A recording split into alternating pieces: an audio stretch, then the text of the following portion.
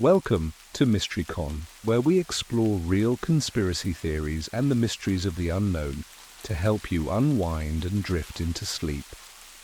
Before we begin, like this video, subscribe to stay updated, and comment below where you're watching from and how your day went. We love hearing from you. Now let's get into tonight's story. Some documents aren't meant to be decrypted, not because they hold secrets, but because they hold consequences.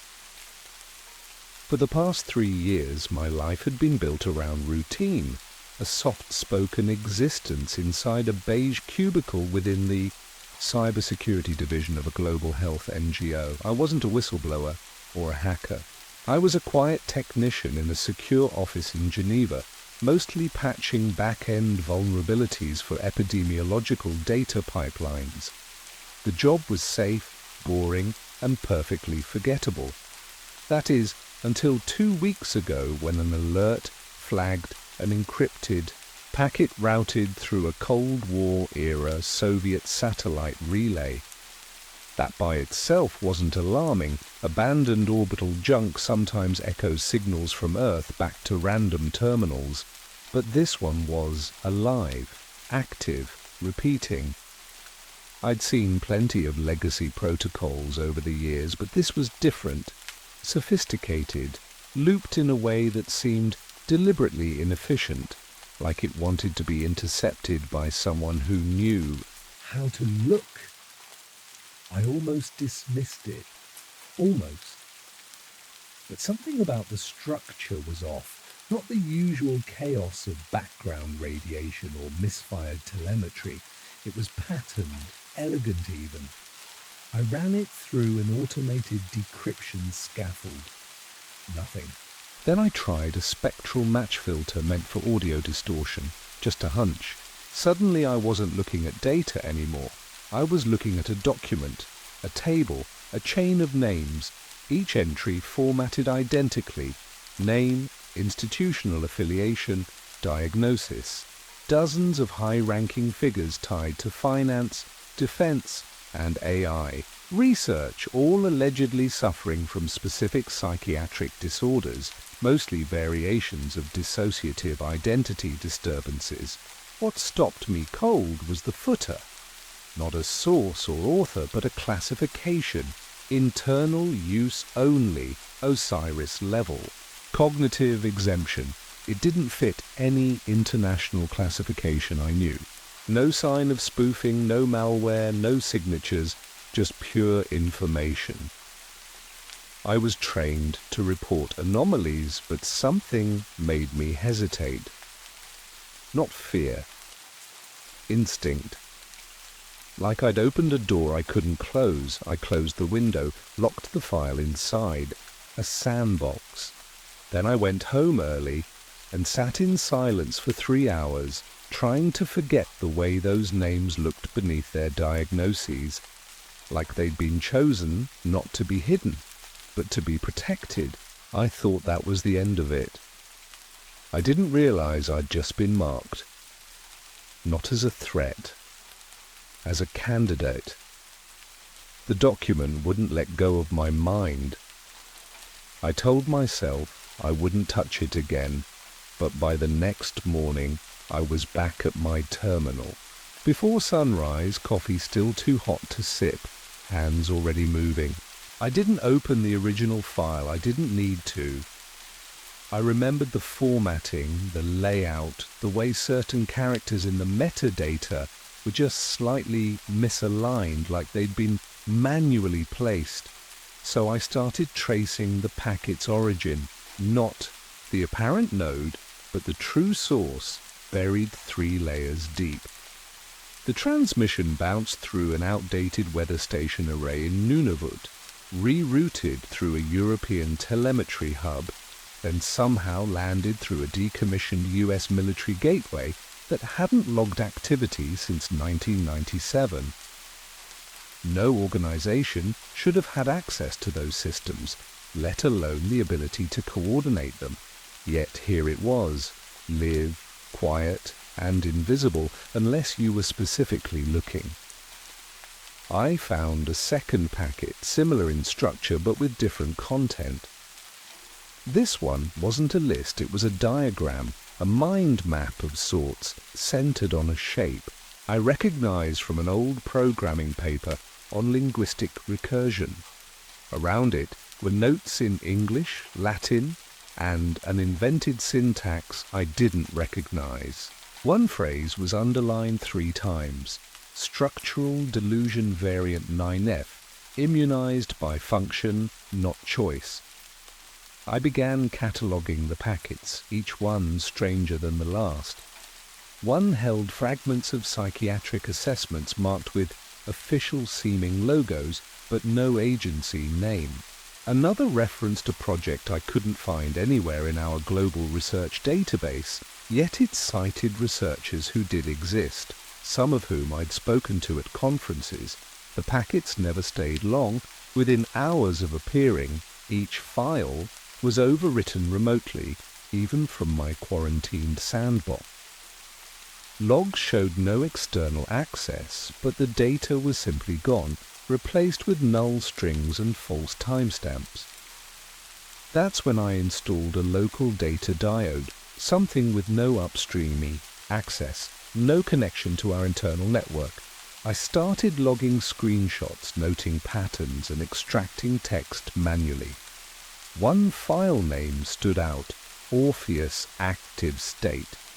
It wasn't just a document, it was a behavioral sequence designed to activate something in the reader.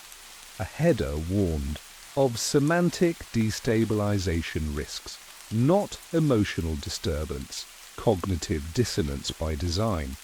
I felt ridiculous even typing it, like I was slipping into one of the very delusions these files claimed to catalogue. But the more I read, the more I saw it in myself: subtle shifts in focus, memories blurring, sleep interrupted by words I didn't remember learning. I wasn't sure what was real anymore, only that someone wanted me to keep reading. And I was starting to wonder if that someone was me. I didn't tell anyone about the files. Not my colleagues, not my supervisor, not the security team that audited traffic logs every Friday. I wasn't protecting a secret, I was buying time. The more I dug, the more deliberate it all felt. These weren't leaked documents in the traditional sense. They were planted like breadcrumbs, scattered for a specific kind of mind to follow. And that mind, apparently, was mine. Over the next few days, I used old forensics tools to reconstruct deleted packet fragments. They were embedded with metadata I hadn't seen in years, semantic fingerprints used in psychological operations manuals from a classified NATO research initiative I'd studied during my graduate thesis. Back then, the project had been dismissed as speculative theory, adaptive, narrative architecture, they called it. The idea was simple, that certain sentence structures and word frequencies, when arranged in precise ratios, could alter comprehension patterns in the human brain, not influence beliefs, change how a person forms beliefs. One memo I recovered had clear references to this theory, but it was tagged under a different program, ALTCRAD 09. The document cross-referenced a psychiatric classification index that didn't exist in any recognized medical literature.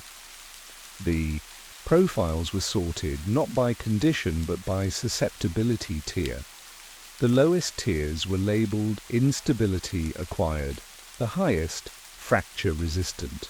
My name wasn't there, but someone with my exact work history, educational background, and even browsing habits was referenced in a list of passive pre-recruits. It wasn't a mistake. This entire thing, the file, the leak, even the path I'd taken to decrypt it, was laid out as if it had been modeled in advance. I found a schematic buried in an encrypted appendix, a kind of decision tree with branching paths based on probable reactions. One node stood out. Subject returns. To document after initial aversion or escalation pathway 4C. I hadn't just accessed sensitive material. I'd triggered something, and every step I'd taken since had followed a pattern someone expected. That's when the real dread set in. Not because I feared exposure, but because I realized I was never supposed to expose anything. I was being observed, studied, not as a threat, as a variable. And the variable was beginning to question whether this was a leak at all, or a message sent only to those who'd keep reading, no matter what it did to them. The address wasn't part of any official record. It came embedded in the footer of a corrupted fragment, GPS coordinates disguised as a checksum value that didn't validate against its own encryption key. I almost missed it, but when I plotted the numbers on a map, it led to a small building outside Zurich, long since abandoned. According to public records, it had been a logistics annex for a biotech contractor dissolved in the late 90s. I told no one where I was going, not even in writing. I left my work devices at home and brought only an air-gapped tablet with the fragments I'd recovered. The building was half collapsed, the entrance overgrown. Inside, dust coated everything, but power was still trickling through a backup system I recognized as military grade. The elevator shaft had been sealed, but the stairwell to the lower level was intact, though flooded with ankle-deep water.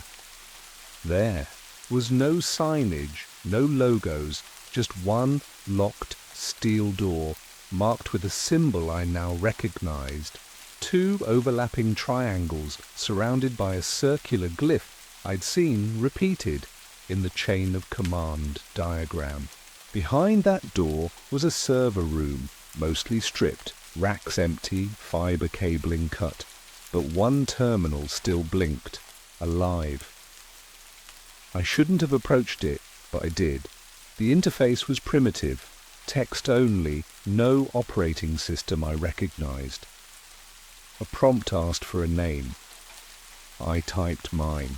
It responded instantly. Access acknowledged. Subject previously flagged. The screen flashed once, then displayed a message that froze me in place. Continuation of cognition now irreversible. Proceed with clarity.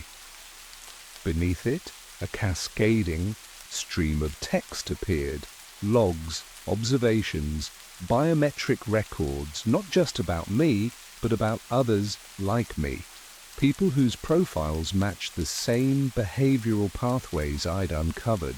There were notes on their reactions to the documents, timelines of psychological deterioration, and phrases like reclassification, candidate status elevated post-exposure. I couldn't breathe. One final file remained titled Intake, Redacted, Active, Observational. I opened it. There was a photo. It was me, time-stamped 4 days earlier, exiting my apartment. The caption read, Subject maintains cognitive integrity. Clearance Level D pre-authorization complete. Next contact scheduled. I shut off the terminal. I don't remember walking back up the stairs. I only remember the feeling that none of this had been accidental. That building was never about storage or signals. It was an intake site, one of many, not designed to protect information, but to screen people like me. People who wouldn't stop reading. People whose minds bent without breaking. I started preparing a report, not for publication, not even to leak, just to organize the data in a way that made sense outside my own unraveling thoughts. Every time I tried to describe what I'd found, the language collapsed on itself. The facts were simple enough, but the implications refused to stay still. I backed up everything, snapshots of terminal outputs, GPS metadata, server logs, but the files behaved strangely. Hash values would change for no reason. File names reordered themselves. On one occasion, my text editor began auto-correcting certain words before I typed them, almost as if the system was anticipating not just keystrokes, but intent. I switched machines twice. No improvement. Then came the emails. Blank subject. Lines, no sender, always the same message. Relevance confirmed. Continue. At first, I thought it was some form of automated phishing tactic, but the headers were local. The messages weren't coming from outside, they were being inserted after retrieval. I started seeing people watching me. No dramatic tailing, no black vans, just the same man outside the cafe 2 mornings in a row, the same woman riding in my train car and never getting off. The tension wasn't overt, but it was constant. Subtle psychological pressure, letting me know I was seen, monitored, measured. I considered walking into the nearest embassy and dumping everything on the counter, but there was a problem.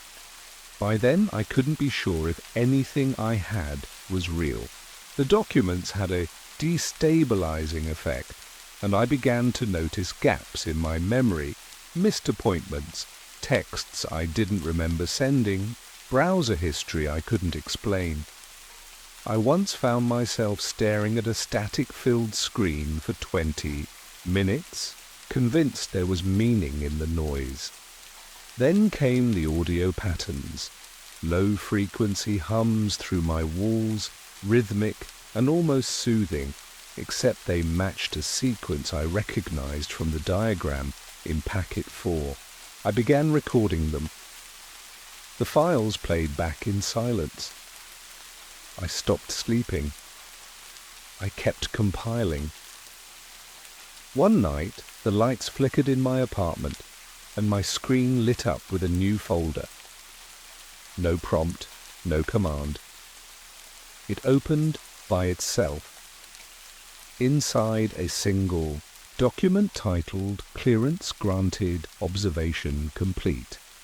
It listed 3 options. Option 1, continue work. Option 2, submit to review.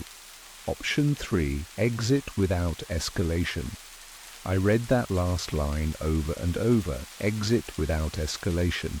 I didn't know if it meant resignation or disappearance, but the most terrifying part was how calm I felt, as if my decision had already been made, as if the message wasn't asking, it was confirmed. I chose option 1, not because I trusted them, not even because I wanted answers anymore, but because, at some point, the question had become part of me. There was no version of my life where I could unsee what I had seen, or unthink what had been seeded in my mind. So I kept logging in, kept tracking signal fragments, kept decoding the stream, even as the hallucinations began to bleed into waking life. Only they weren't hallucinations in the conventional sense. They were perceptual edits, subtle shifts. In color, time dilation, a growing sense that certain people I passed on the street weren't entirely autonomous. I'd catch them repeating gestures, scratching the same spot, glancing at the same wrist, blinking in synchronized intervals. Once I followed a man who mirrored my every step for 10 full minutes, only to disappear when I turned a corner.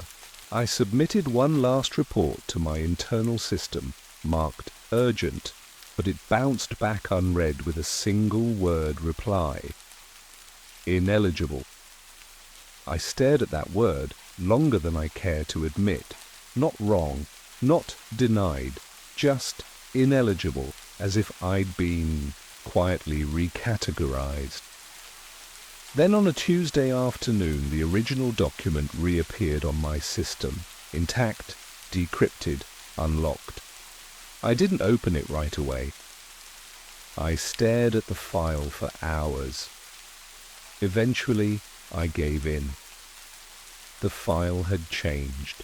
Same structure, but now my name was included, slotted into the hierarchy under a new title. Candidate Conditioned Observer. Next to it, a psychological profile. It wasn't just fabricated, it was predictive. It described not just what I'd done, but what I was about to do. A timestamp next to the entry matched my current system clock down to the second. I wasn't decoding their plan. I was playing my role in it. The trigger phrases I'd flagged early on weren't theoretical. They were working.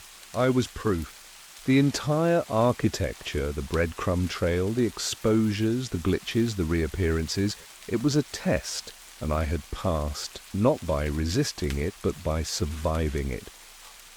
I looked again at the final page.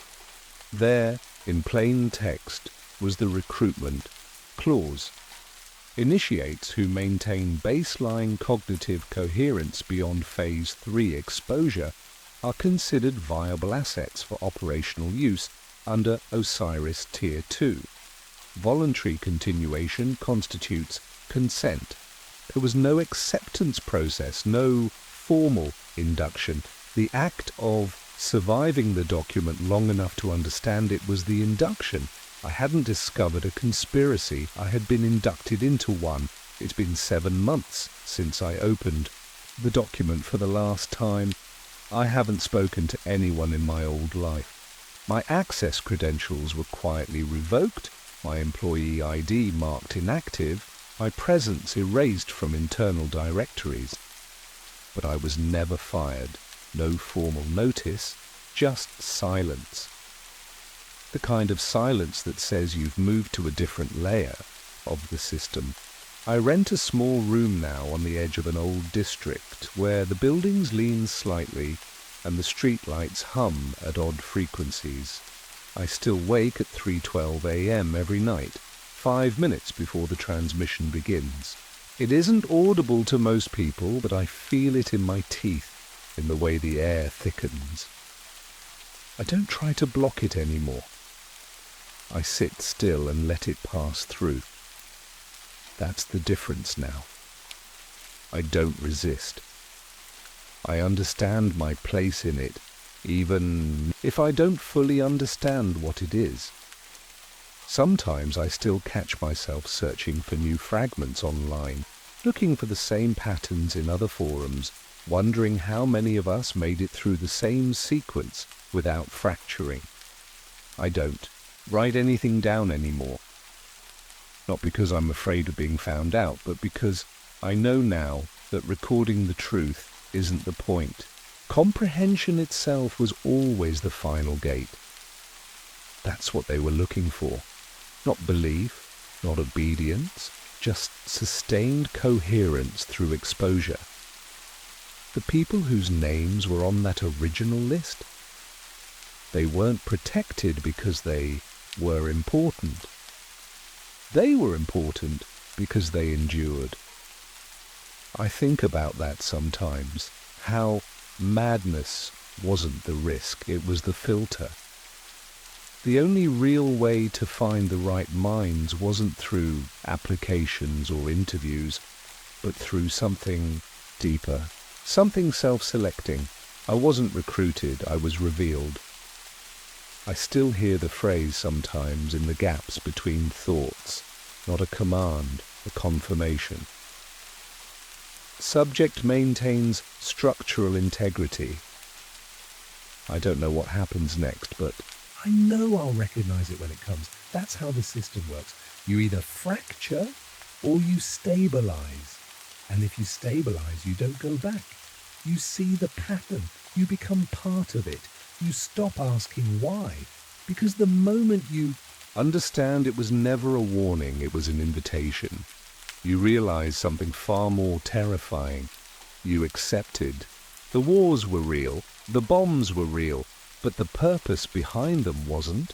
Every soldier bled to protect a lie bigger than any battlefield.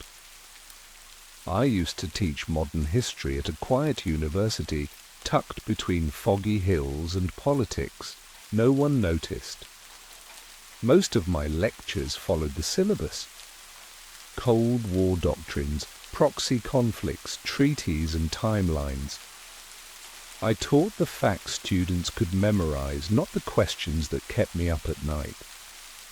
But I always felt something was missing, like the story we told about the 20th century had been neatly trimmed, as if history itself had been redacted. The pattern was subtle at first.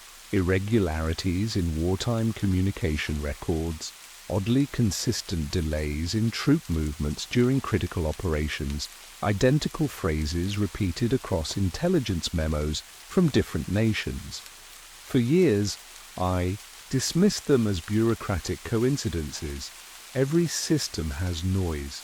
But then, during a sabbatical in Geneva, I was given limited access to archived correspondences between former wartime delegates, memos never digitized, buried in a storage vault under a Swiss museum. That's where I first read the phrase, the silence accord, no context, no signatures, just a reference scribbled hastily in the margin of a classified logistics draft dated 1916. It made no sense. The phrase appeared again in a British intelligence field note from 1942 and again in a declassified State Department cable from 1983, each time with no explanation, as if it were a term everyone understood but no one dared to define. I took photos quietly. I know I wasn't supposed to, but once you see the same anomaly across 3 generations of conflict, spanning 2 world wars and the Cold War, you can't unsee it. That phrase burned itself into my thoughts. The silence accord. Not a treaty, not an operation, something older, more fundamental. I started to think less like a historian and more like a detective. I stopped asking what happened during those wars and started asking what didn't. That's when everything changed, because sometimes what's absent tells a clearer story than what's been written. And this story, whatever it was being kept quiet on purpose. After I returned home from Geneva, I couldn't let it go. The phrase haunted me, not in a poetic way, but in the way a missing word in a sentence ruins its meaning. I had access to a small, university-secured research server. Nothing extraordinary, but with a few back doors if you knew where to look. My intent wasn't to hack anything, at least not at first. I just needed to know if the phrase had ever appeared in academic databases, foreign language archives, or leaked diplomatic cables. It hadn't. Nothing public. But then I dug deeper. I ran a custom script on obsolete Cold War communication, protocols, fragments that had been uploaded by amateur historians and war game collectors over the years. That's when I found it again. A pattern in a packet transmission log from 1961. The metadata was garbled, like it had been intentionally degraded, but buried within a layer of redundant code was a line of plain text. Accord valid. Next summit in 2025. Maintain global conflict optics.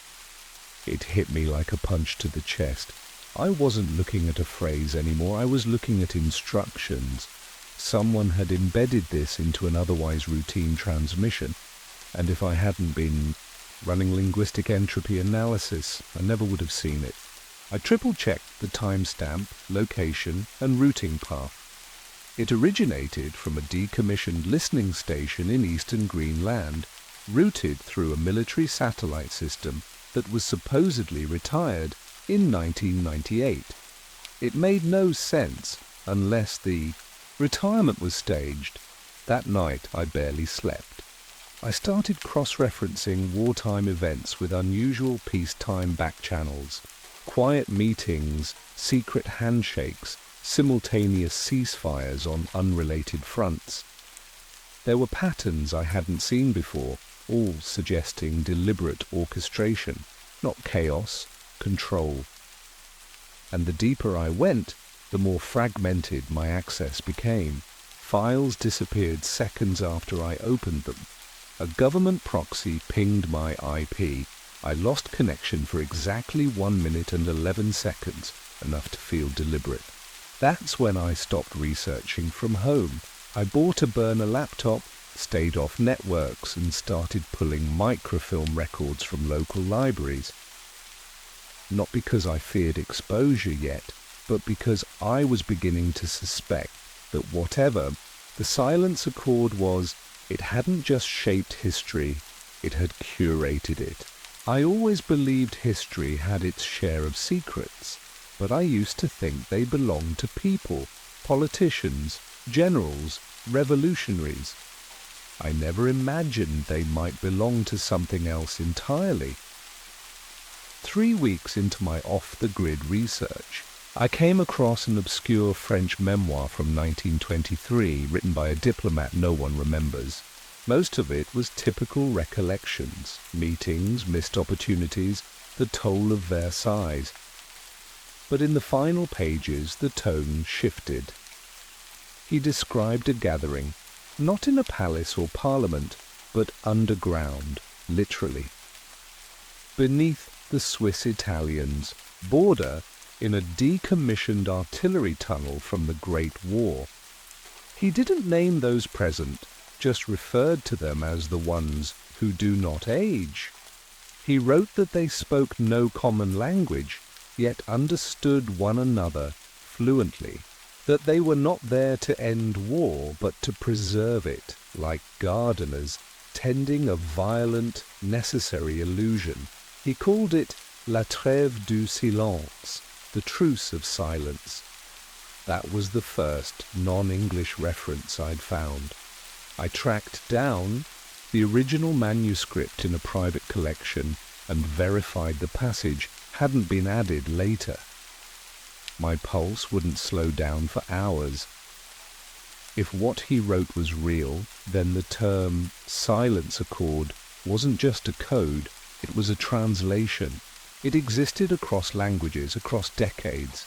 I kept going, found a 1945 Soviet memo never formally archived, where a senior official reported that the Americans, the British, and even factions within the Red Army had honored the accord at Nuremberg. Another dead end on the surface, but when I read the transcript of the lesser-known tribunal sessions, one witness, an Axis intelligence officer, testified that Berlin's final defense plan had been adjusted not for strategy, but in response to a condition of renewal. His testimony was stricken from the record the next day. Then there was a 1974 CIA internal study on conflict fatigue, declassified in fragments, that questioned why certain wars, Vietnam, Angola, Afghanistan, seemed to reach the same saturation point before withdrawal, regardless of political outcomes. The report's last page was redacted except for one line. Further escalation would breach the accord stipulations. No one had noticed. It wasn't hidden. It was just ignored. I didn't know what frightened me more, that world wars had been theatre, or that someone or something had managed to choreograph 100 years of history without most of us ever noticing. There's a certain silence that only lives in places the world has left behind. No traffic, no electricity, no movement, just dust, rust, and a kind of waiting. That's what I felt the first time I stood outside the derelict diplomatic facility on the outskirts of Sarajevo. It had once served as a World War I field headquarters, then briefly as a Cold War listening post, before disappearing from records entirely. I found it through a reference buried in a 1956 Yugoslav diplomatic memo that made no sense until I noticed the phrasing, Facility remains under Accord compliance. No public use permitted. I had to see it for myself. The building was still there, slouched into the hillside like it was trying to forget itself. The front door was sealed, but the rear service entrance had been torn open years ago. I stepped inside with only a flashlight, and the unease I'd learned to trust. The air smelled like stone and mildew, untouched by anything living. The main hall was choked with debris, but past the collapsed ceiling the structure held. I found a steel door half covered in moss, still locked, but someone had scratched a mark into it, a symbol I'd seen once in the margins of the French diplomat's memoir. I pressed on down a narrow stairwell that led to a lower level not listed in any structural plan. That's where I found the room. Windowless, silent. The concrete walls were stained and cracked, but intact. At the center stood a long metal table covered by a dusty tarp. I lifted it slowly. Underneath were 3 identical folders, brittle with age, each labeled with a single word in 3 languages: silence, stille, tico. Inside, transcripts, meeting summaries, attendee logs, all handwritten in careful multilingual script. No signatures, no countries named, just dates and topics, escalation proposals, casualty projections, symbolic retaliation strategies. The most recent entry was dated 1991. The topic: simulated instability in post-Soviet territories to preserve global polarization. I stared at the page for a long time. Then I heard it, a metallic click, subtle but intentional, somewhere deeper in the facility. I didn't wait. I left everything except one scanned page on a hidden drive. As I emerged into the daylight, shaking and breathless, I realized something that hadn't occurred to me before. This wasn't just a cover-up. This was continuity, and someone was still maintaining it. For 3 nights I didn't sleep. I kept the scanned page tucked behind a lining in my jacket, close enough to feel like a second heartbeat. I'd moved to a different city under a different name, using an identity I'd created years ago for academic grants, never thinking I'd actually need it. I rented a small apartment above a shuttered bakery, paid in cash, and kept the lights off after dark. My phone stayed powered down. I didn't check my email. I left no trace of myself anywhere online. But I wasn't hiding from some foreign intelligence service or faceless agency. What scared me now was that I didn't know who I was hiding from. The folders in that underground room were real. I'd touched them, photographed them, seen the ink smudges where someone's hand had rested too long while writing in neat, almost ceremonial lettering. But the scariest part wasn't the contents. It was how coordinated the silence around them was. After I uploaded the scan to an encrypted drive, I sent a text message to a contact I trusted, a retired data analyst who once helped me audit wartime archives. It bounced, not just returned, erased, like the address never existed. The next day, his public academic page vanished. No announcement, no cached version, just gone. That same night, I caught the faint glint of a camera lens across from my apartment, pointed directly at my window. It didn't blink, it didn't hide. I just watched it, and still, part of me wanted to believe this was all just the kind of overreach old intelligence systems were built to handle, until I noticed something that didn't fit any agency playbook. The date on the document I'd recovered, April 3rd, 2025 wasn't a meeting record. It was a countdown, a renewal marker. The silence accord, whatever it truly was, had always been structured around one rule: 100 years of limited engagement in exchange for something, not peace, not victory, permission. And the permission was about to expire.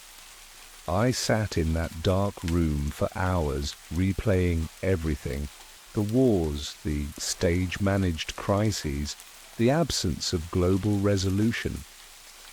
It all made a kind of horrifying sense. And the worst realization wasn't that I knew too much. It was that I might already be too late. I left the apartment at 4 a.m. Just before the bakery's old refrigeration unit kicked on, I brought only the essentials: my jacket, the drive, and a carefully compiled list of names drawn from those scanned records. People who, based on scattered references and blurred attendance logs, had either been part of earlier Accord renewals or descended from those who were. It was a long shot, but I needed to understand what the Accord actually was before I made a decision I couldn't undo. I drove 6 hours north to a rural town near the Canadian border, where one of the names had turned up on a retirement home's visitor log: Ambrose Keller, listed as Historical Liaison, NATO, 1975. I didn't expect him to still be alive. He was. Frail, sunken, mostly forgotten by the world. I didn't lie when I introduced myself. I told him I was researching obscure Cold War policy structures. He looked at me for a long time, before nodding slowly and asking if I'd brought the page. I hadn't said anything about it. I reached into my jacket and unfolded it carefully. He didn't even read it. He just looked at the header. 3 words: Global Accord Continuance. Then he said something I'll never forget. They always give us time.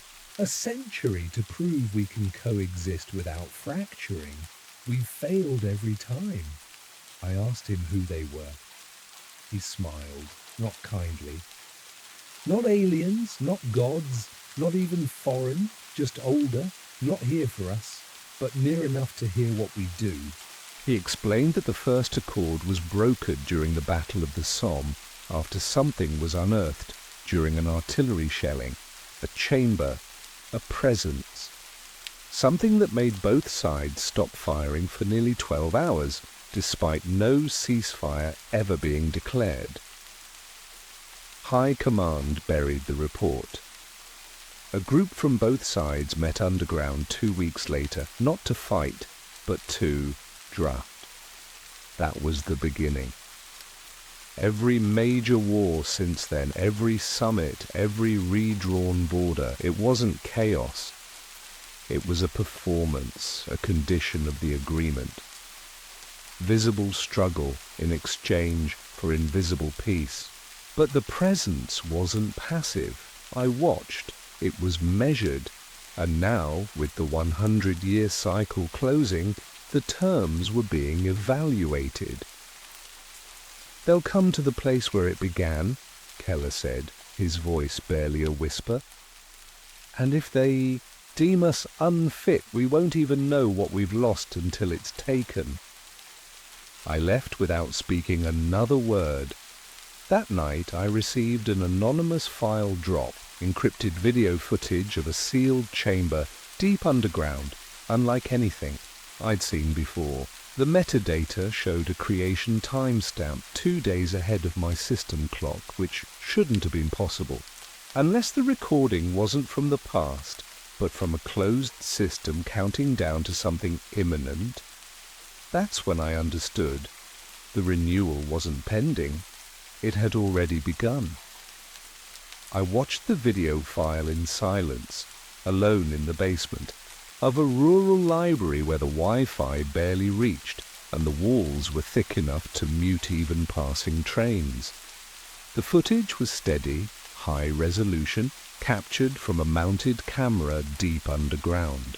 It showed a space shaped like the one I'd seen referenced in the Sarajevo records. Stone walls, a circular floor, and a central table made of polished black material that reflected nothing. Around the table sat 12 figures, not military, not corporate, civilian, but not ordinary. A former UN advisor, a retired defense minister, a neuroscientist known for vanishing from public life. A man I recognized only from a decades-old black-and-white photo of a 1947 summit in Tehran, his face unchanged. No words were spoken. Instead, a tone filled the chamber.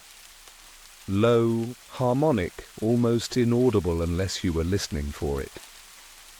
The figures closed their eyes.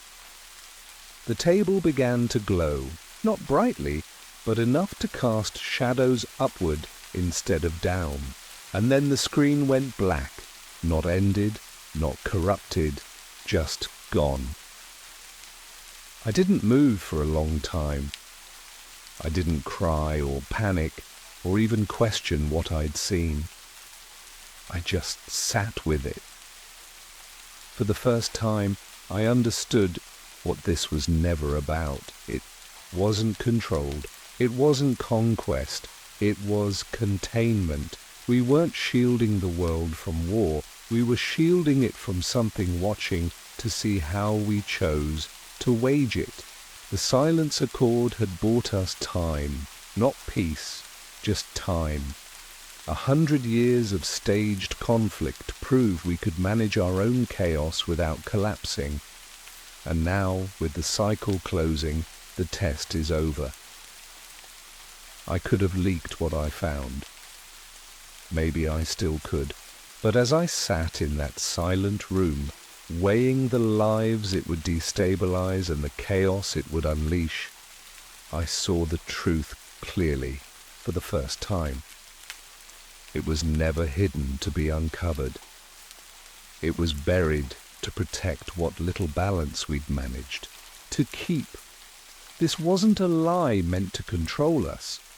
It was a containment built to hold back something we couldn't afford to provoke. So I didn't send the files. I deleted the footage, destroyed the drive, and buried the jacket in a field I won't return to.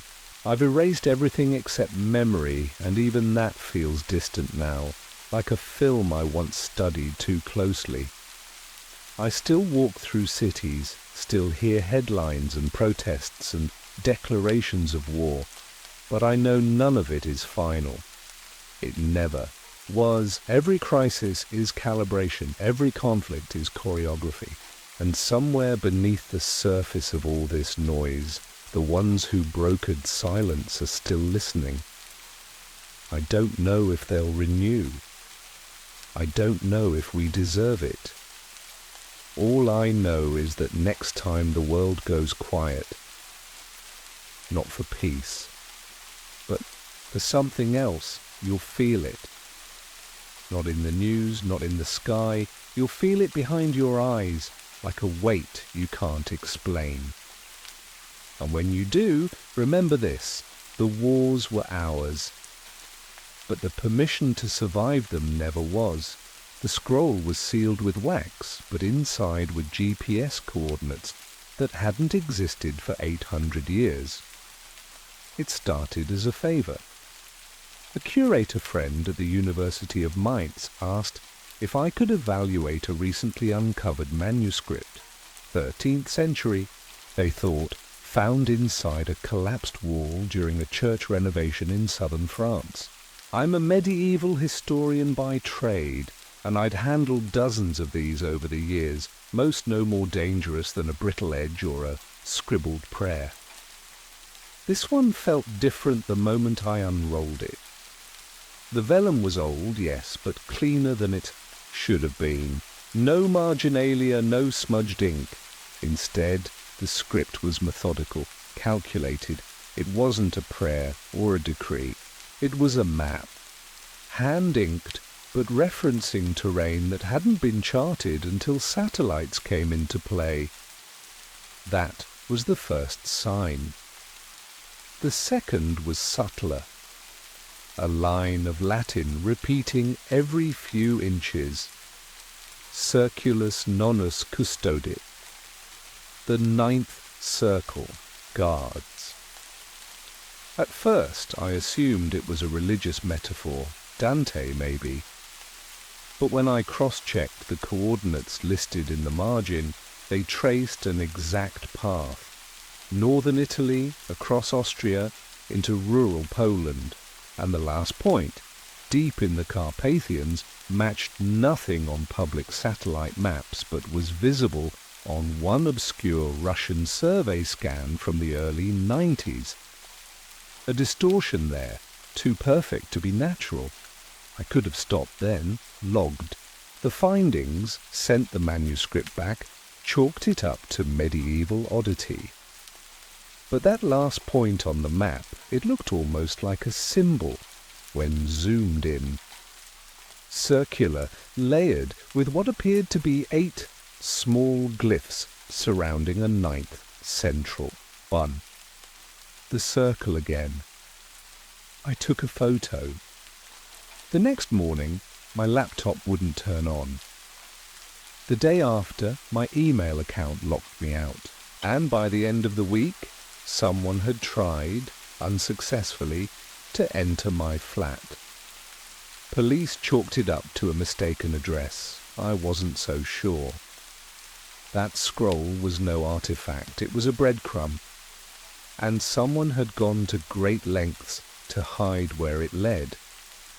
I started with the coordinates. Using open-source mapping tools, I retraced the path described in the manuscript, cross-referencing the terrain changes over centuries with the most recent topographic overlays I could find.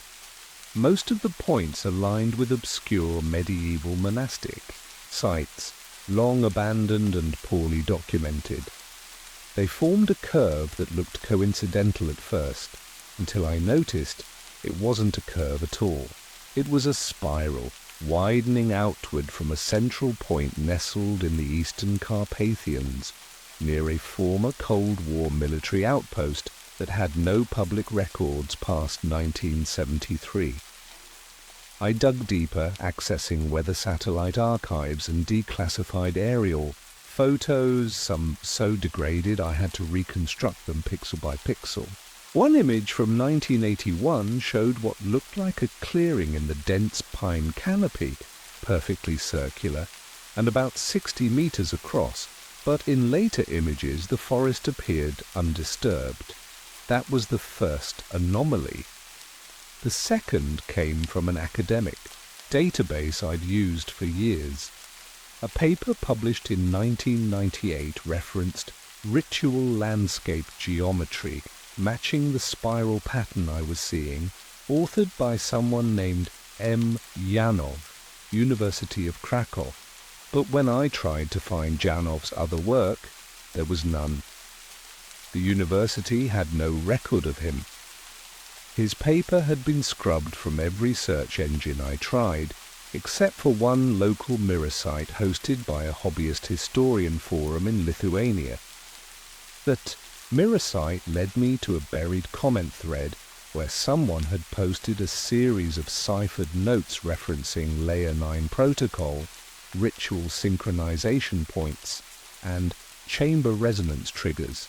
At first, the terminology read like speculative pseudoscience, until I noticed a line of Latin embedded inside one of the patterns, custodit per numerus. The same phrase etched in the margins of the scroll. It was a direct echo of the manuscript's Latin. I felt a tightening in my chest. These weren't isolated curiosities. Someone had been following the same trail, and they'd left digital breadcrumbs scattered across forgotten corners of the internet like a warning or a trap. Late that night, I tried to contact the forum's admin. My message bounced. The next morning, the entire site was gone. Domain expired cache wiped, even the Wayback Machine returned blank snapshots. But someone had seen my inquiry.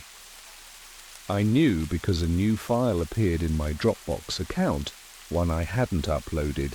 It was called Circulus9.mp4. No sender, no metadata. Just a timestamp, 3:33 a.m.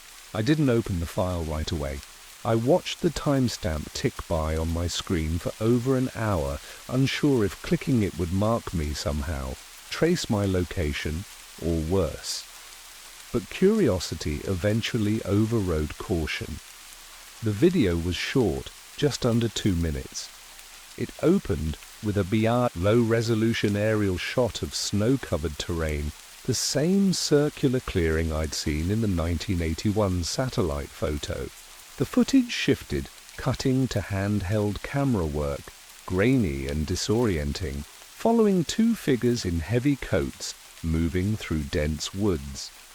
A voice off-screen, male and nervous, whispered coordinates matching the last point on my map. At the 90-second mark, the camera stopped abruptly at what looked like a stone arch, partially buried in earth, moss-covered but intact, with the same 9-circle glyph etched faintly into the upper keystone. The man filming repeated a single phrase before the screen went black. Same pattern. Always mine. Always cold. Then the file ended. I replayed it twice more, taking stills and enhancing the image of the stonework. The pattern wasn't medieval. It matched a design found on a reliquary stored in the Vatican's restricted archive, something I'd only seen referenced once, in a scanned letter from the 1600s between two Jesuit scholars.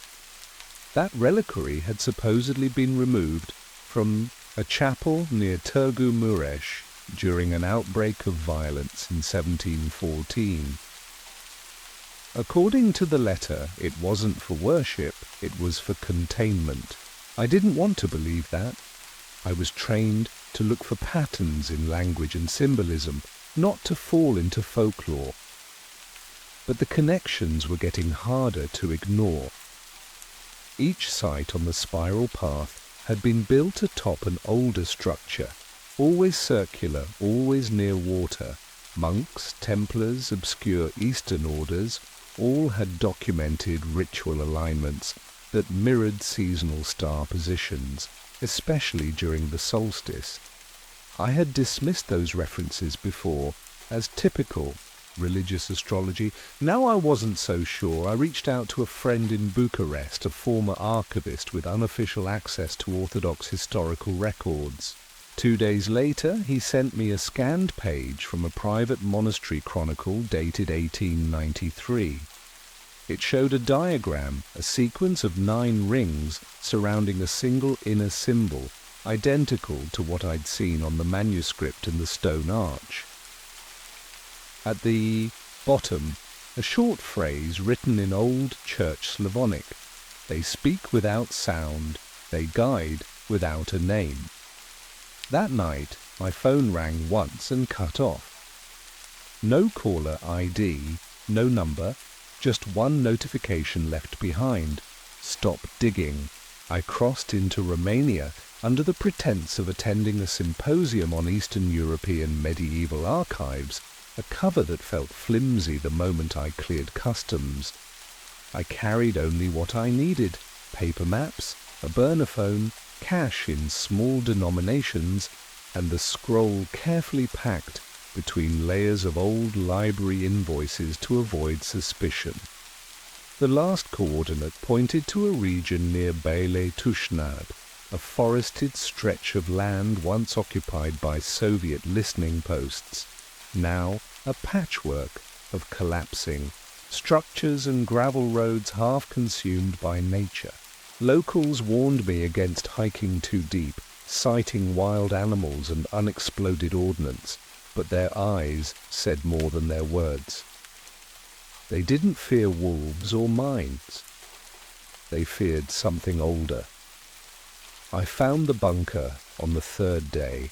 Its entrance was almost entirely hidden beneath a collapsed hillside, just a sliver of rusted steel visible beneath the roots of a leaning tree. The air inside was stale, metallic, and cold enough to see my breath. The walls bore remnants of Cyrillic warnings, but the deeper I went, the less Soviet it felt. There were carvings along the corridor, subtle, almost like tool scratches, but they formed repeating loops, always in sets of 9. The deeper I walked, the quieter it became, as if the air itself refused to carry sound. At the lowest level, past 2 sealed doors I had to force open with a crowbar, I found the chamber. It wasn't large, maybe 10 meters across, but perfectly circular, with smooth concrete walls and a domed ceiling that showed no seams. In the center stood a stone basin, wide and shallow, filled with dust and a strange reddish residue that smelled faintly like iron. On the far wall, etched deeper than the rest, was the 9th circle symbol again. 9 glyphs surrounding a central eye-like shape, each outer mark slightly rotated like the tumblers of a lock. I took photos, careful not to touch anything.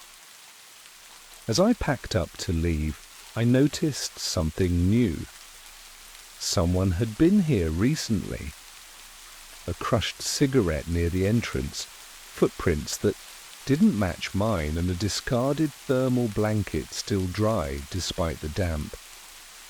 I wasn't the only one following this trail, but whoever they were, they hadn't stayed long, and they hadn't taken anything, which meant either they found what they were looking for, or they were still coming back. I left the forest before sunrise, walking 5 kilometers to a main road, and hitching a ride with a local farmer who barely spoke, only nodding when I asked to be dropped near the rail line. Back in Brasov, I checked into a small pension under a different name and uploaded all my notes, images and transcriptions to an encrypted drive I'd set to auto-delete if access failed 3 times. I'd done enough digging to know what came next. It wasn't just about discovery anymore. It was about control. Who knew, who didn't, and how far someone was willing to go to keep it that way. That evening, I received a plain envelope under my door. No return address, no stamp, just my real name written in clean mechanical handwriting. Inside was a single printed sheet. No threats, no demands. Just a sentence. You've seen enough. Leave the rest buried. I didn't sleep. I didn't unpack. I didn't even turn on the lights. By morning I had a plan. I contacted an old colleague in Prague, someone I trusted because he never asked the wrong questions. He arranged for a private connection to an academic server not listed on Public Networks, a place where I could upload the raw manuscript scans and footage anonymously. But even that wasn't enough.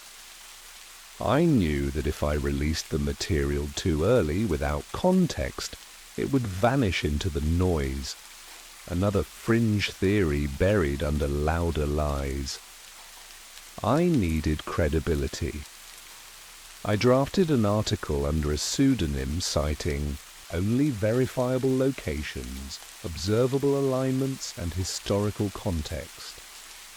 I left out the symbols, the rituals, and the chamber entirely. Just enough to make it plausible, enough to draw attention from the right people. Within 2 days, the article was live on a minor historical research site. It barely made a ripple. But 3 hours later, the site went offline. The domain was seized, not hacked. Official takedown order, full legal closure. That same night, my Prague contact messaged me once. Your server was accessed from Langley, then disabled. I'm out. He deleted his account 5 minutes later. I went completely offline, destroyed my laptop, snapped the SIM out of my phone, and dropped it in a passing freight car. I moved from hostel to hostel with nothing traceable, using paper currency and hand-drawn maps. No GPS, no logins, no digital trail. But even in silence, the pressure grew. Cameras turned toward me in public spaces.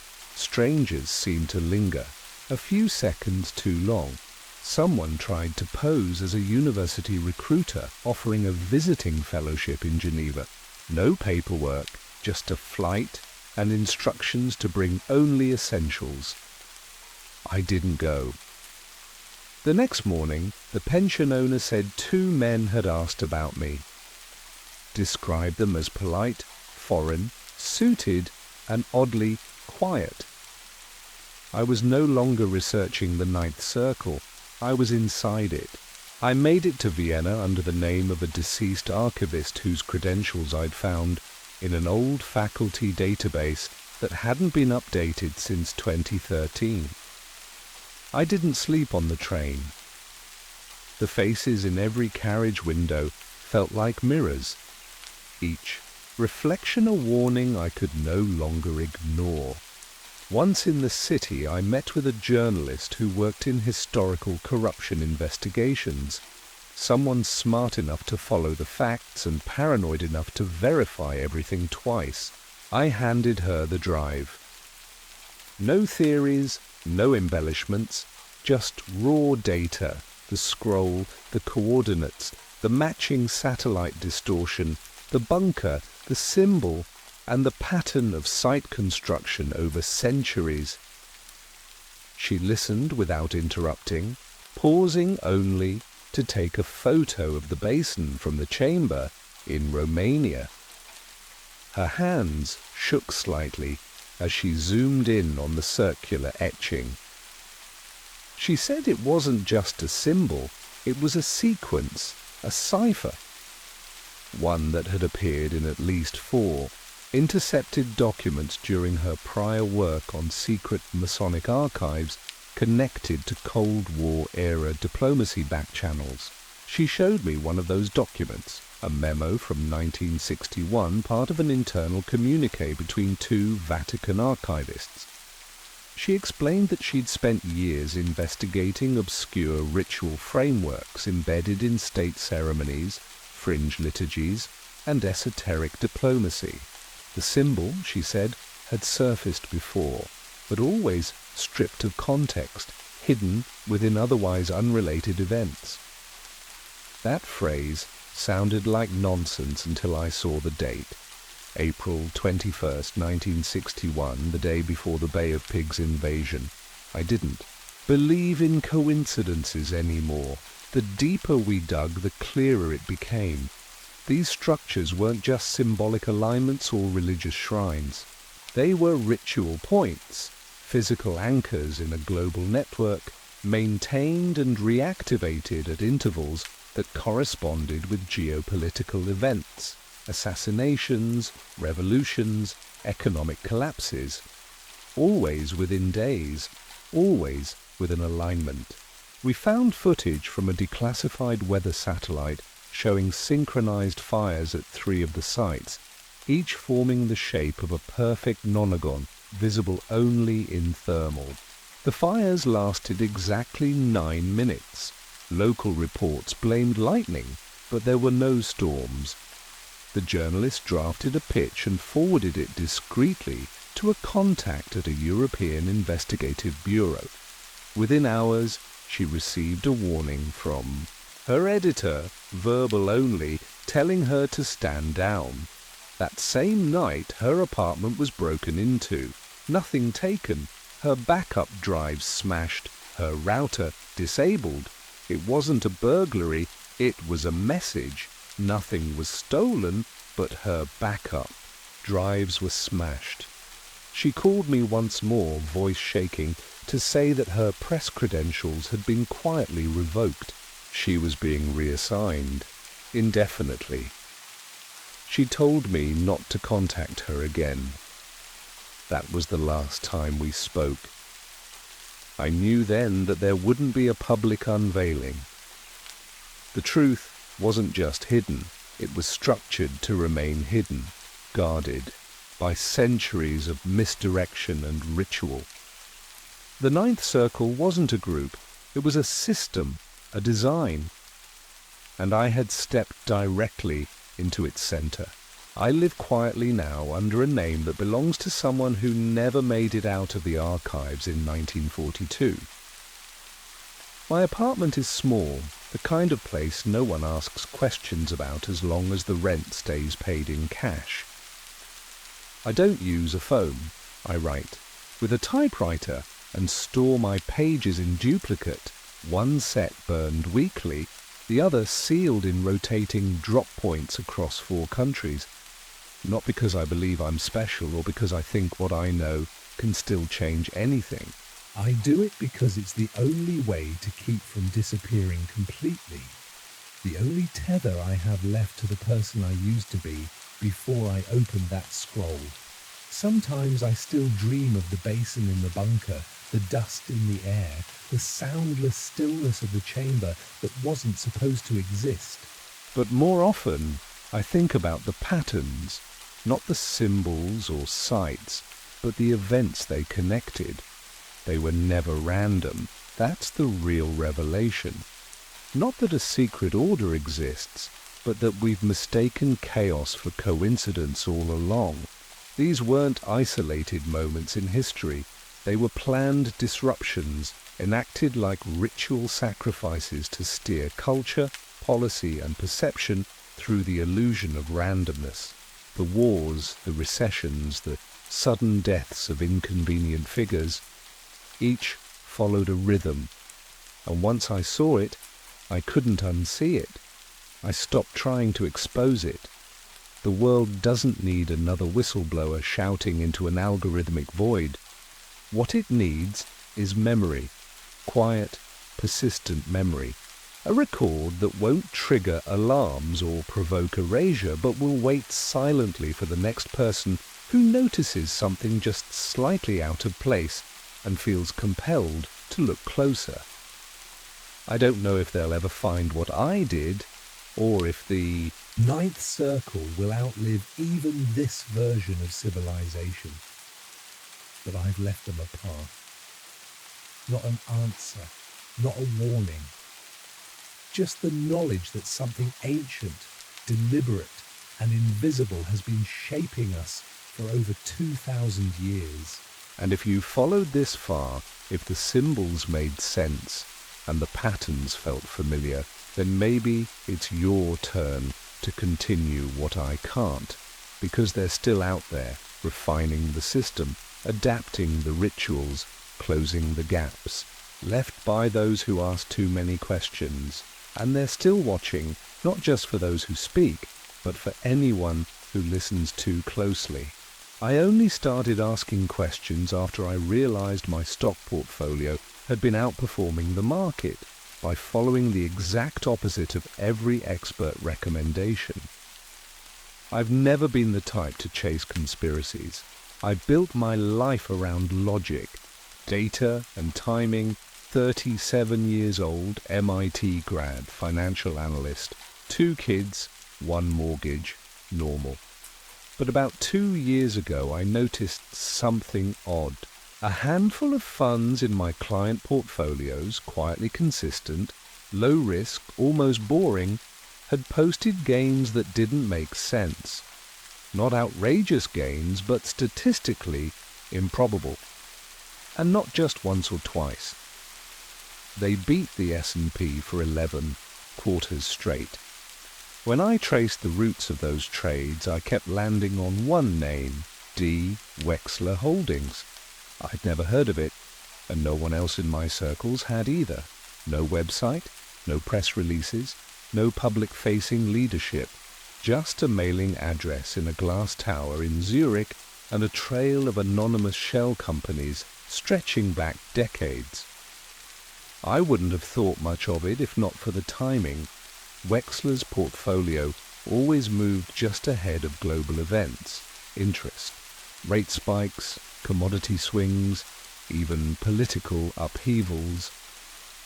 Not in a flashy way, but like someone who knew the future just far enough in advance to benefit without attracting attention.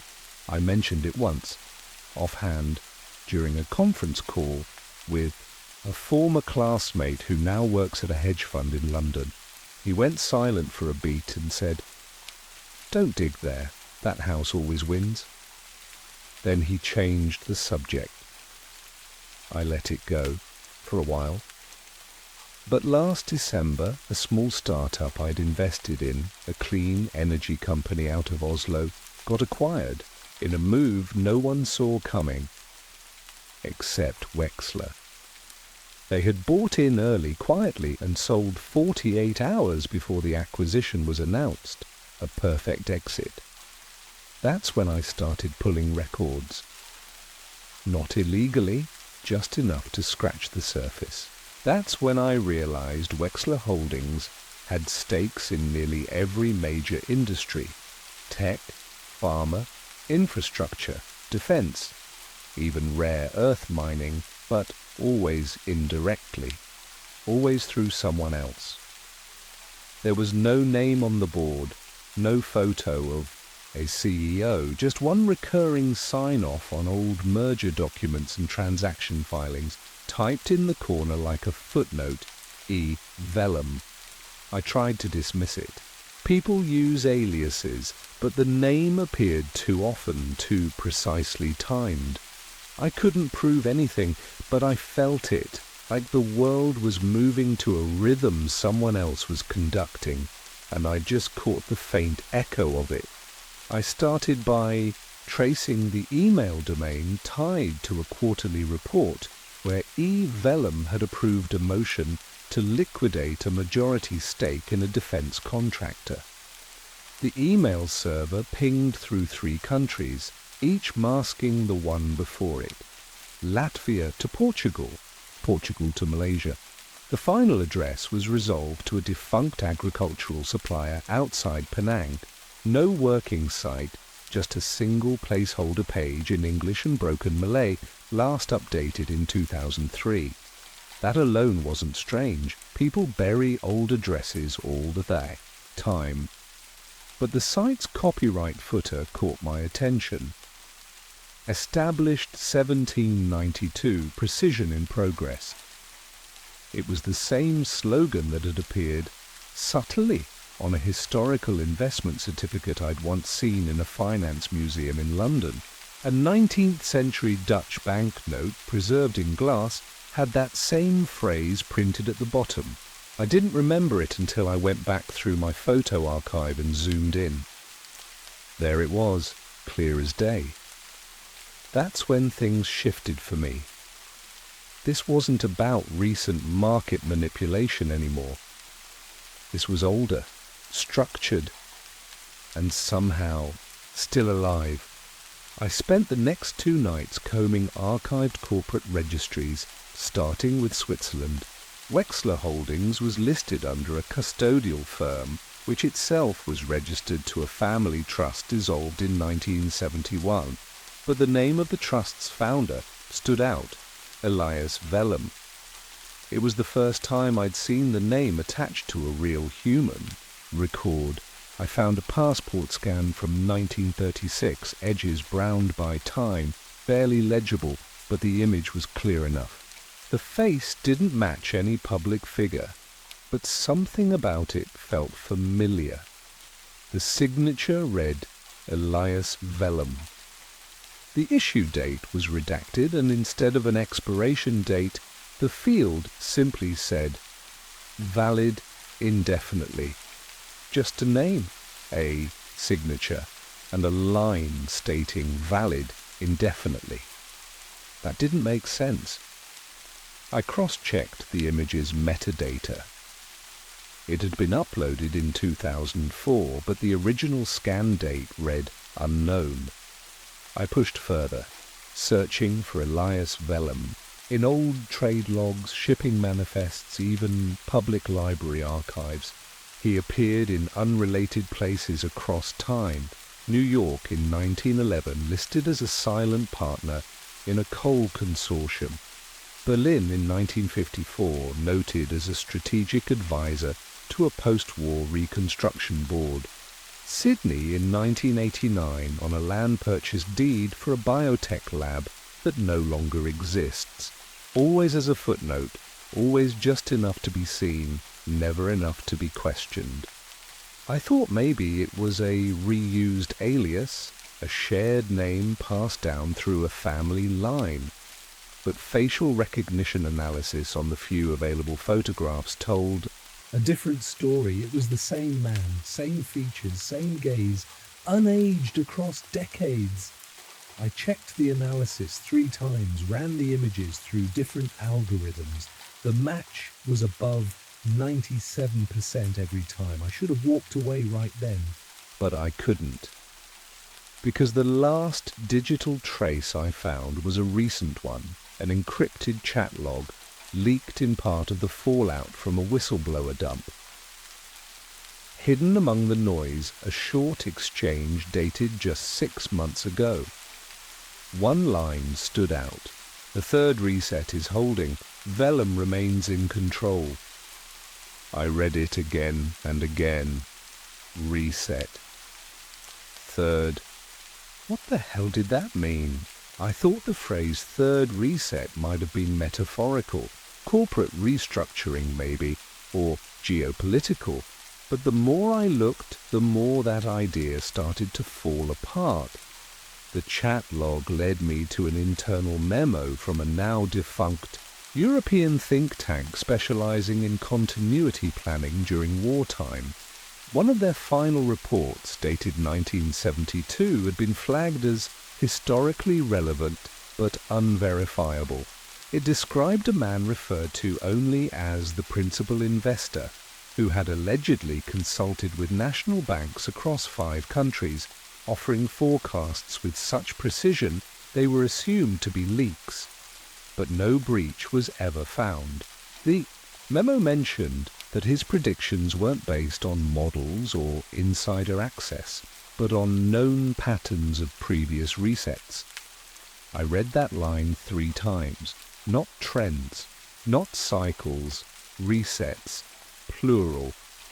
The document implied that this man, who matched the same general description as Vellum, had lived through global collapses not as a survivor, but as someone who had seen them before.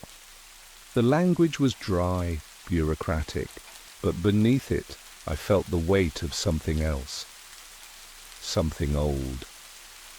I dug deeper into national economic archives, not looking for Elias Vellum directly anymore, but for moments in history where anonymous capital moved ahead of disaster. And I Found them.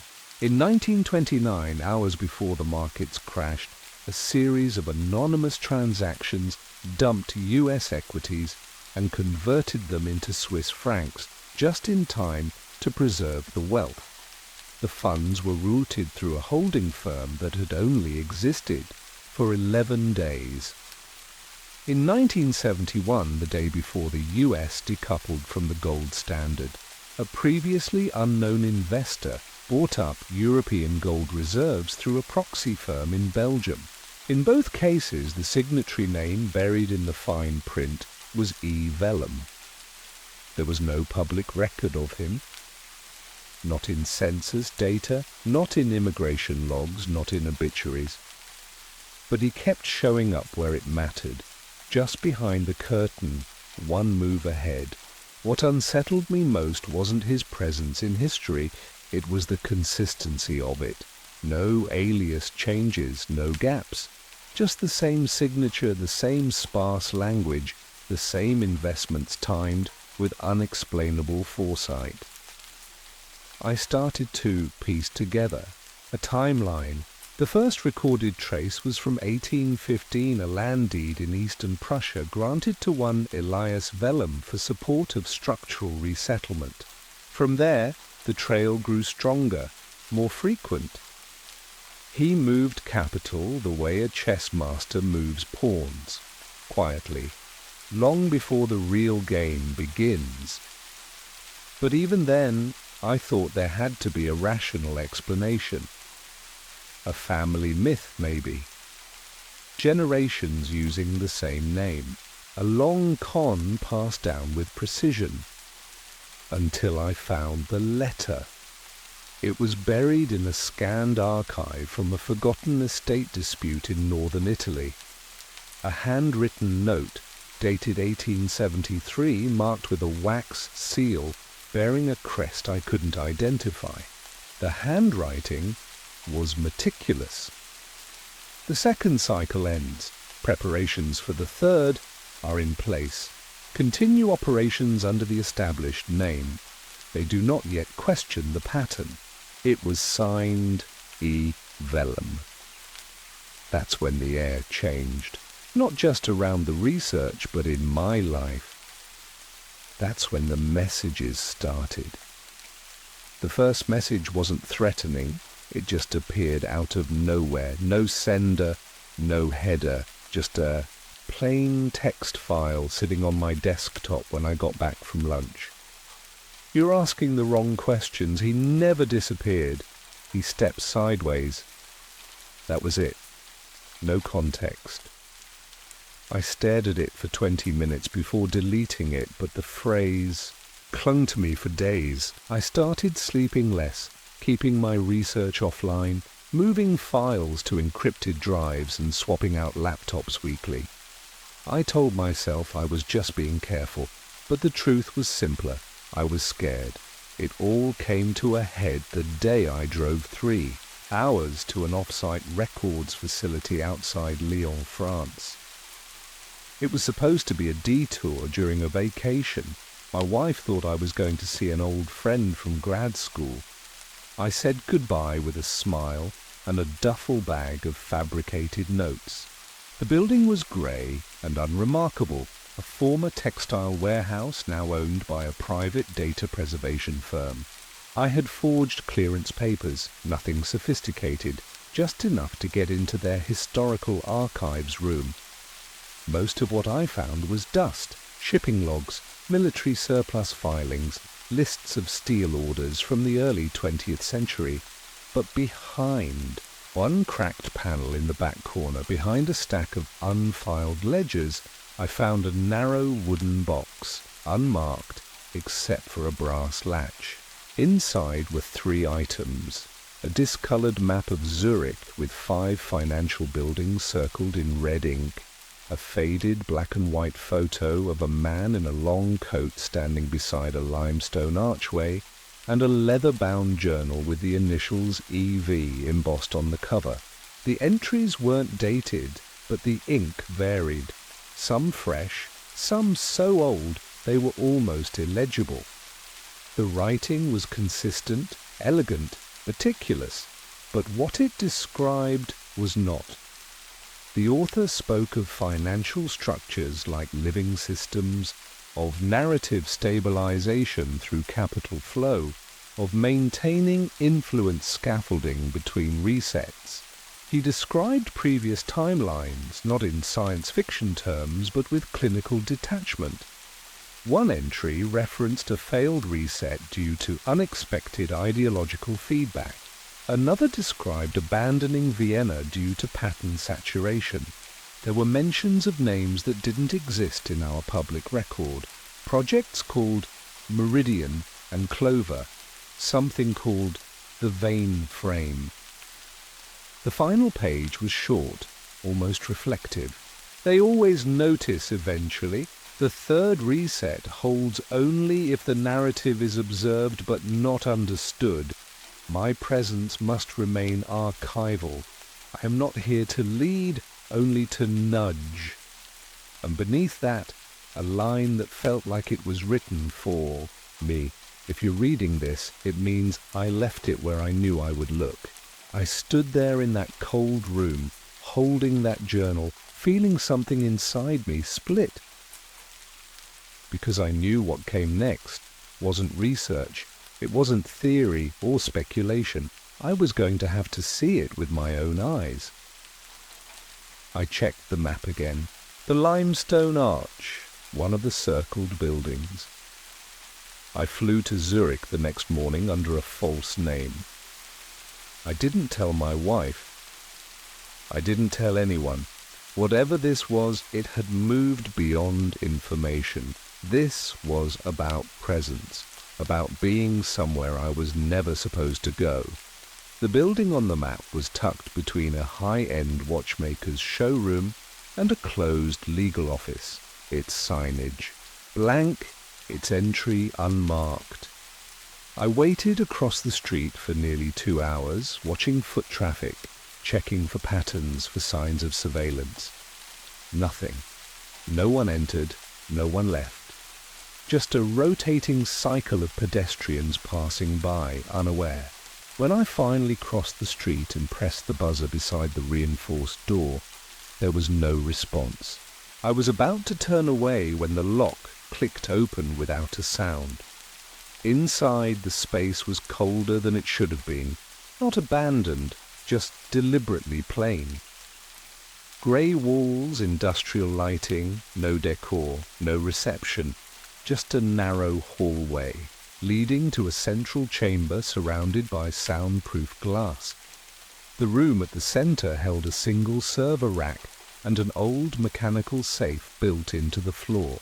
I didn't know what I was expecting, maybe files, a photo, some trace of identity, but the room was sterile, like a stage set for an audience that had already left. I circled the server, noting the lack of any external connection, no network, port, no power cable in sight. It was as if it was never meant to be accessed. Just observed. I took photos, scanned the room, then I left. I was halfway back to the hotel when I noticed the car, a black sedan idling too long at a red light. The same one again 2 blocks later, parked beneath a broken street lamp. I kept walking, turned into a cafe, and waited. It didn't follow, but that night, someone entered my room. I had placed a single sheet of paper behind the door, an old trick. When I returned from dinner, it was gone. Nothing was taken, nothing moved, just a quiet confirmation I was no longer watching from the outside. They knew. The next morning, I received an envelope at the front desk. No name. Inside was a single typed message. Stop. The third reset must hold. There is no fourth. I checked out within the hour, burned the photos, destroyed the journal scans, wiped every drive. But I couldn't forget. The numbers still looped in my head. Currency flows, time-stamped trades, company shells spinning like gears. I started dreaming in sequences, shapes, patterns I didn't recognize. I left my job the following month under the guise of burnout. That was mostly true. I couldn't look at a spreadsheet without seeing fingerprints, and I couldn't shake the feeling that all of this, the money, the stability, the illusion of free markets, was scaffolding, designed, maintained, preserved not by theory or randomness, but by someone who had already watched it all unfold. My phone rang one morning, a blocked number. A voice I didn't recognize said calmly, "You've stepped beyond observation." The voice said calmly, "Most stop there, you haven't. That makes you interesting, but temporary." Then it clicked off. No threats, no demands, just certainty. That night I booked a one-way flight.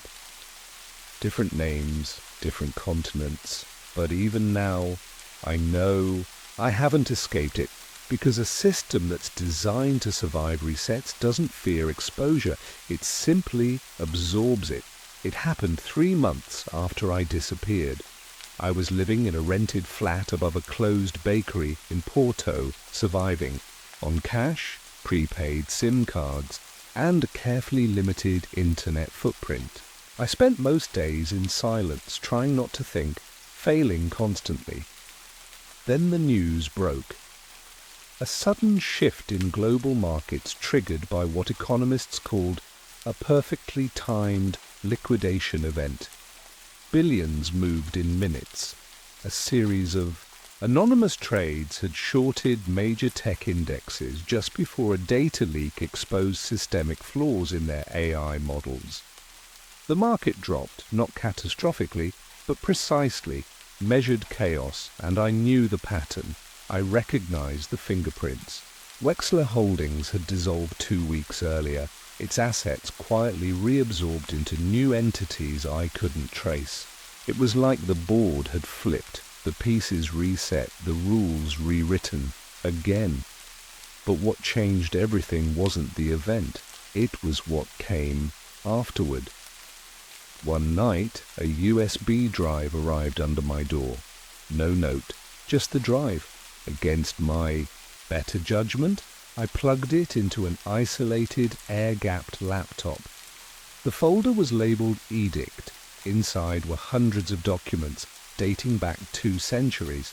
Contracts, memos, floor plans, decrypted bank logs, all tracing back to the same name, Vellum, but not just as an investor, as an architect.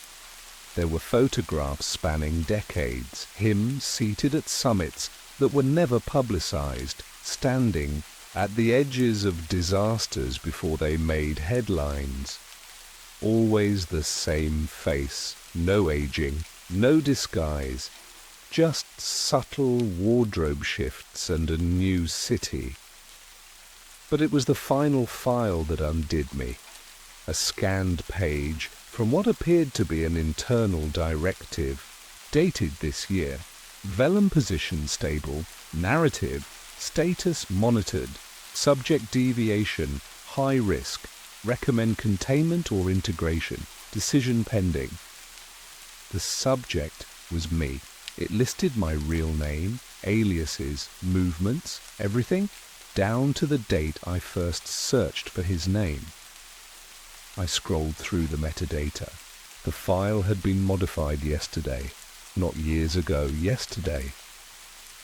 I closed the laptop and stared at the wall for what might have been an hour, maybe more. They weren't just watching, they were adjusting. The moment I stepped outside the pattern, they folded me in. Not with violence, not with threats, with inevitability, because that's what this is. Not a conspiracy in the way people understand it, not a cabal, not a secret government. It's a function, a correction mechanism. Vellum doesn't manipulate outcomes, he aligns them. And when something drifts too far, he doesn't erase it. He absorbs it. I wasn't a threat, I was a variable. And now, I was accounted for. I left the flat that night. No bag, no phone. I walked until the sun came up. Then I kept walking. Somewhere along the coastline I finally understood. This wasn't his third reset, it was ours, and we never even saw the first 2. I live quietly now, a nameless town on the edge of a nameless border. The kind of place where no one asks questions and no one owns more than they can carry. I keep to myself, work odd jobs, pay in cash, sleep lightly. Some days I think I've outrun it. Other days I see patterns in places I shouldn't, in the way a shop closes 10 minutes early, or how the local paper updates its financial page a day before the news cycle. But mostly I've accepted it, not in defeat, but in clarity, because once you understand the shape of the system, denial becomes pointless. The world isn't random, it's steered, not by control, but by influence, not through violence, but through rhythm. And Vellum, or whatever name he goes by now, isn't at the center of it. He is the rhythm. The steady hand adjusts the frame whenever it starts to fracture. I used to believe in free will, in market forces, in the idea that outcomes were shaped by chaos and willpower. But now I see it differently. The economy, the elections, the tech booms and busts, they're not spontaneous. They're tolerated, guided to ensure continuity, influence without presence. And once you notice it, you start to see the brushstrokes beneath the painting. You realize that history doesn't repeat, it recalibrates. I haven't spoken to anyone in my old life. It's safer that way. Not because I'm being hunted, but because they've already moved on. Their reality holds. Mine doesn't.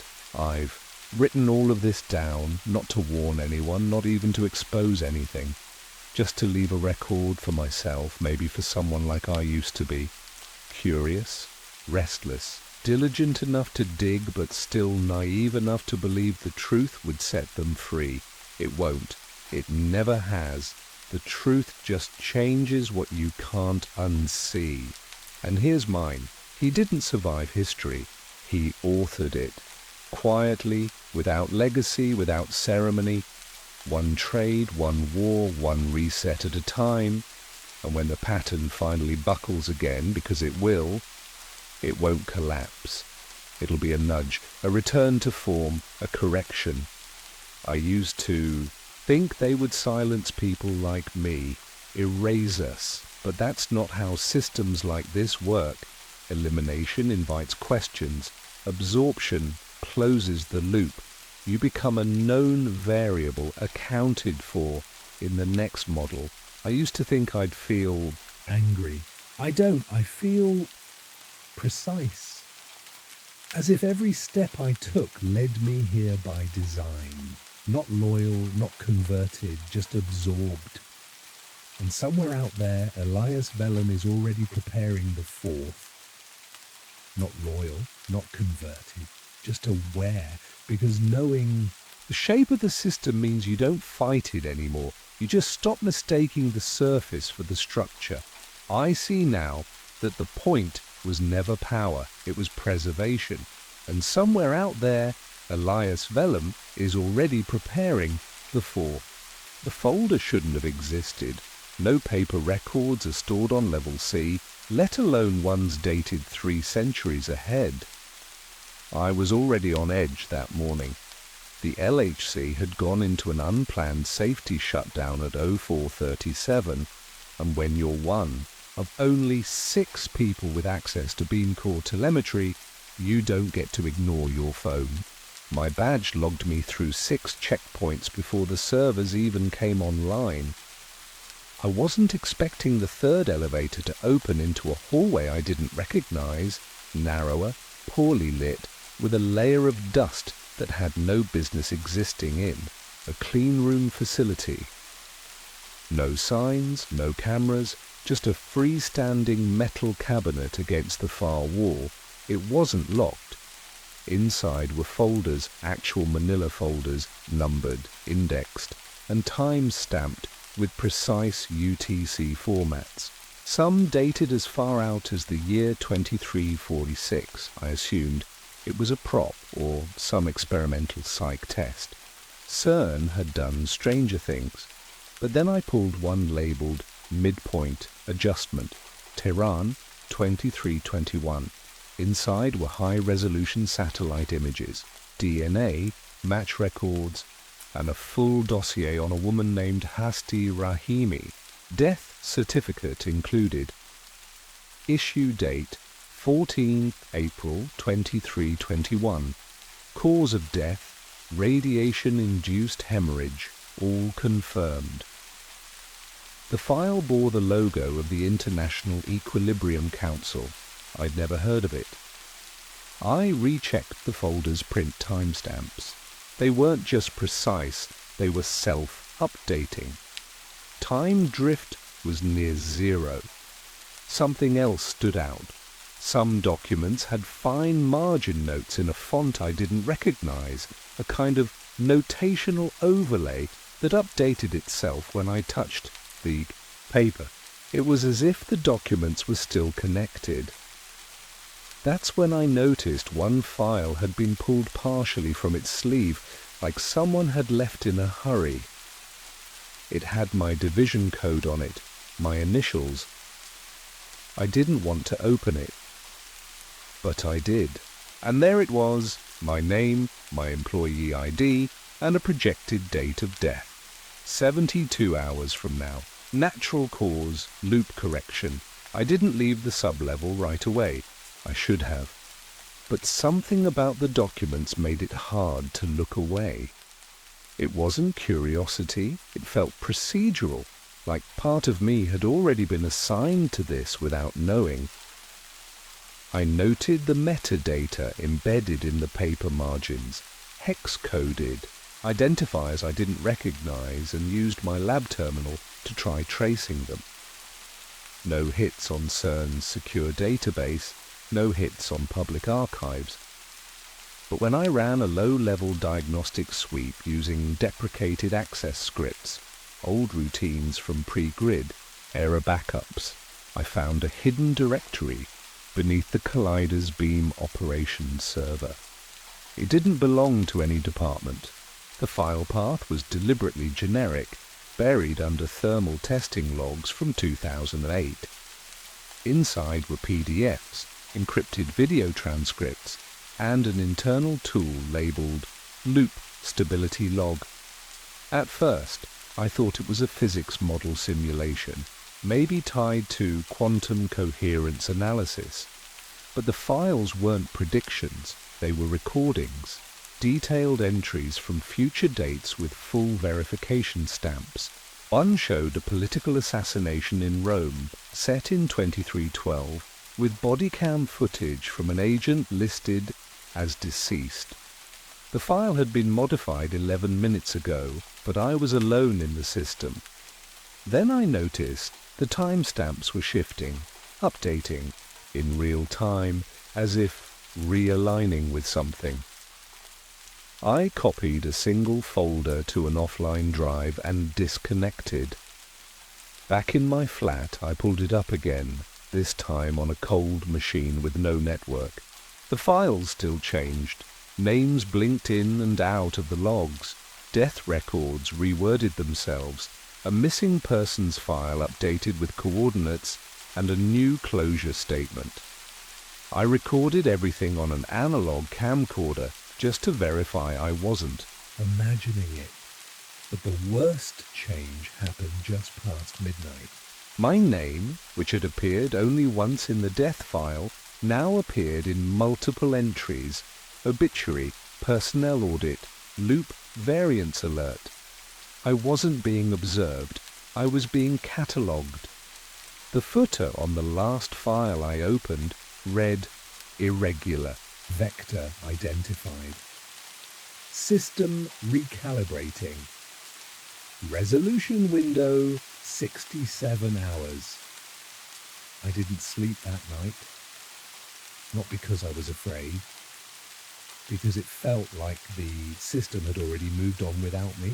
There's a difference between knowing something's wrong and proving it's real. I wasn't ready to speak to anyone, not yet, but I needed to know if this archive was a prank, a simulation, or something else entirely. I began tracking the metadata tags embedded in the files, those hex-coded stamps that didn't match any known archival standards. Some were just noise, but a subset matched a dormant set of digital signatures from an abandoned time symmetry project at CERN, one buried in the Quantum Stability Task Force's pilot phase from 2013. That program had been quietly shut down after a failed funding cycle. Officially, the work had been absorbed into routine lattice QCD testing, but internal memos told a different story. I pulled up a restricted white paper authored by someone named Dr. Emil Kovacs, classified as archival only. He was listed as a visiting theoretical consultant from an institute that no longer existed. The title of his final paper was simple: Temporal Equilibrium as Applied to Human Systems. It proposed that causality wasn't linear but adaptive, that, left unchecked, historical anomalies would accumulate and destabilize probability clusters, leading to systemic collapse. The only way to maintain equilibrium, he argued, was through periodic recalibration using future state reference points. I remember staring at that sentence, rereading it 5 times. It didn't just sound like theory, it matched the mechanism of what I was seeing. A loop, not for prediction, but for maintenance, and it wasn't alone. A hidden index within the paper linked to a remote server that still responded to pings buried behind CERN's oldest firewall credentials.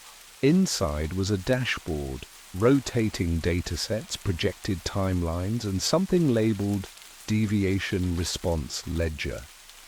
My name was there again, only this time, next to mine, was a response code, Erasure Candidate, Class 2 Unpredictable. My stomach dropped. I wasn't just being tracked, I was being flagged. I pulled back from the screen and looked around my apartment. Nothing had changed, but it felt like everything had. The archive didn't record what would happen. It recorded what had already been decided. And whatever mechanism governed it had determined that I was outside its margin of safety. I went back to CERN the next night without authorization. No badge, no traceable phone, just a thermal mask and the old maintenance access codes that hadn't been updated since the last cryo failure. It was a calculated risk. Officially, no one was supposed to be in the collider tunnels during the thermal stabilization window, and the sub-basement where I'd found the archive wasn't listed on any schematics post-2011 I entered through. Service hatch D13 bypassed the magnetic lock with an induction loop and descended 4 levels beneath the primary array. The lights didn't flicker. They just stopped past a certain point like someone had never wired the rest. I used a red-filtered beam to avoid triggering motion sensors. What I found wasn't just a room, it was a sealed corridor, dry sealed, with a biometric panel that had been disabled and replaced with an analog rotary lock. Someone had downgraded the security intentionally. I cracked it in under a minute. Inside, the temperature dropped by 10 degrees. No airflow, no power, just shelves, metal, rust-lined, and stacked with storage cases. I opened 3 before. I stopped counting. Each contained document packets labeled in a standardized format. Subject name, timestamp, location, outcome code. There were thousands. Some were tagged with future UN treaty numbers. Others had the insignia of agencies that don't officially exist. But the most disturbing was the container in the back, marked Loop Disruption, Non-Compliant Cases. It was smaller, colder. Inside were personal items, watches, phones, handwritten letters, even partial dental records, artifacts, evidence. People removed not just from time, but from context. One envelope had my handwriting. I hadn't written it yet. The date was 3 days from now. The message was short. If you're reading this, the loop failed. I stared at the paper for what felt like hours. My own signature was shaky, but real. The letter had fold marks, fingerprints. It was old. Older than I could explain. This wasn't just a record system, it was a containment site. And I had already become part of it. I didn't go home after leaving the sub-basement. I knew if I opened that door again, even just to sleep, someone would be waiting. Or worse, no one would. But everything would be gone. I checked into a hostel under a false name using cash and a disposable local SIM, then spent the night writing out every detail I could remember on unconnected paper. The names in the documents, the shifting timestamps, the envelope in my own. Handwriting. I documented all of it line by line with diagrams and annotations as if I were preparing an internal report. By morning, I had 47 pages. I scanned them using an analog to digital bridge, then encrypted and uploaded copies to 4 cloud drives under dead accounts I'd created years ago during routine sysadmin drills. I attached auto-release protocols with timed triggers. If I didn't log in again within 72 hours, the files would go public. It was crude, but it was leveraged. That same morning, I started getting calls from numbers I didn't recognize, some from Swiss area codes, others international with no caller ID. I didn't answer any of them. I kept the phone on only to watch the pattern. 4 missed calls in the first hour, then 2 more exactly 43 minutes apart, then silence. At 11:17 a.m., someone entered the hostel lobby asking for a guest by my alias. They didn't leave a name. The clerk described them as polite, professional, and wrong in a way I can't explain. I left through the laundry exit 5 minutes later and bought a train ticket to Bern using a card I hadn't used in years. I needed distance, but I also needed help, someone outside the loop. I contacted Dr. Mira Halberg, a quantum ethics researcher I had met during a committee review last year. She was one of the few people I knew who had ever spoken openly about time asymmetry and data manipulation within institutional science. I didn't tell her everything. I didn't have to. I showed her one image, my own death notice from the archive, dated 2 days from now. She looked at it, asked one question. Have the files stopped changing? Then told me to leave immediately. Not run, disappear. She said once the system starts correcting for anomalies, it doesn't stop. It absorbs, replaces, or removes. And people like me, variables without predictable outcomes, are considered system noise, the kind that gets silenced. I made it as far as a private research centre outside Zurich, one of those quiet buildings with no listed tenants and a single access door that requires both a code and a retina scan. Mira had set it up years ago, part of a network of fallback sites meant for whistleblowers or compromised researchers. Inside, everything was silent. No staff, no movement, just cold lights and temperature-stabilized equipment humming in the walls. She met me in a lab surrounded by magnetically shielded servers and analog fail-safes, paper logs, Faraday lockers, even a lead-lined safe for data storage. That's where we placed the drive. I walked her through everything again, this time without flinching. She listened quietly, taking notes by hand. When I reached the part about the loop recalibration log showing my name tagged for erasure, she didn't speak for a full minute. Then she told me something I hadn't considered, that the archive isn't just a repository, it's a stabilizer, a feedback mechanism designed by a coalition in the late 2200s created to prevent specific global failure points. Economic collapse, irreversible climate deviation, rogue AI emergence, events that had already happened once and nearly wiped out civil order.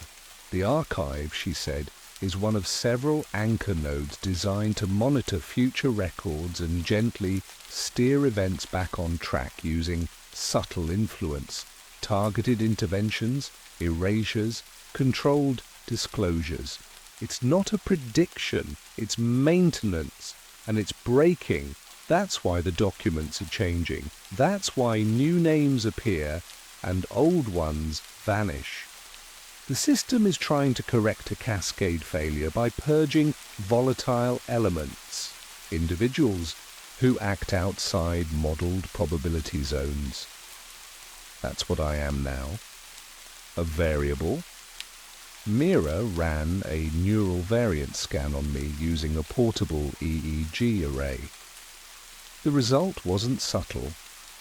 My decisions over the past 48 hours had diverged from every projection. Model she had access to. I wasn't just off script. I was the anomaly the loop couldn't resolve. Her final recommendation was simple on paper, but impossible in human terms. Go dark. Vanish from networks, from databases, from human memory, if possible. She offered me a protocol, an experimental digital obscuration method that simulates death records, backdates digital signatures, and ghosts an identity in real time. If deployed, I would cease to exist in the loop's reference dataset. The catch was absolute. No contact, no data, no acknowledgement. Total removal. I asked her what would happen if I didn't. She looked down at the scan results, then back at me. The loop completes either way. The only variable is how much of you is left when it does. I activated the protocol at 02:14 local time. Mira stayed just long enough to verify the simulation was clean, then left without a word. After that, the system took over. One by one, my identifiers unraveled. Employee credentials, research authorships, security clearances, travel history, medical logs. Within 7 minutes, I no longer existed inside any accessible registry. Even the power company billing records updated to list the flat as unoccupied since last October. I watched it happen from the corner of a darkened maintenance closet in the Zurich transit hub, the only place I could still plug in a drive without triggering location telemetry. Then I wiped the last terminal, snapped the SIM card, and walked into the early morning fog that was 13 hours ago. Now I'm sitting in the back of a long-distance train heading south, destination unimportant. I've memorized a new name, practiced a new accent, and destroyed the last object that had my real signature on it. But even now, with the loop unaware Of me, I don't feel safe. The files don't change anymore. That's what haunts me. They stopped shifting the moment I erased myself, as if my presence was the final pressure point, a destabilizer, a hinge. And now that I'm gone, the archive is silent. No new death notices, no future articles, just stasis, which means the loop didn't correct. It froze. Mira warned me this. might happen that in certain edge conditions, removing the variable doesn't fix the outcome, it traps it. I wasn't the threat, I was the keystone, and now the timeline is locked in a state it can't escape. Maybe the system will recalibrate Again, maybe someone else will appear. Another unpredictable element to restart the process. Or maybe this is the beginning of a new sequence, one no longer governed by the old parameters. I don't know, I won't pretend I have answers. But I still... carry the envelope, the one I found in the archive, written in my own hand. I've read it a dozen times now. The ink has started to smudge and the paper smells faintly of rust and ozone.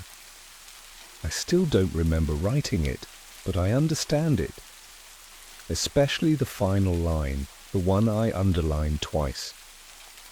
If they erase you, don't resist. Let it happen. You'll see more clearly once you're gone. I finally do. There's a clause buried in global treaties that doesn't belong to any country, agency or department, and the moment I flagged it, my clearance status changed. I started noticing the pattern during a quarterly audit of long-term health. Indemnity riders, mostly dull paperwork tied to international treaties. My job was to ensure the actuarial models held up against emerging liabilities in climate-linked pandemics and disaster fallout. It's detail-heavy work, quietly demanding. You cross-check policy language, confirm insurer obligations, flag anomalies. But this time, one phrase kept surfacing. Protocol 42 compliance exception. It wasn't standard terminology, and it wasn't cited in the policy footnotes or known actuarial references. At first, I assumed it was a clerical holdover, but then I saw it again, this time in a 1998 famine relief rider linked to a drought mitigation pact in South Asia. Same phrase. Then again, in a Cold War era post-conflict reconstruction policy. Same formatting, same wording, no definition. Just Protocol 42 compliance exception, exempt from standard humanitarian liability. That alone wouldn't have raised alarms, but when I ran a clause frequency tracker across 25 years of global aid-linked insurance contracts, Protocol 42 showed up over 300 times, always embedded, always unreferenced, always in policies tied to high-risk climate or population scenarios. It wasn't a coverage rule, it was a contingency marker. I cross-referenced the clause's timestamp metadata and found something stranger.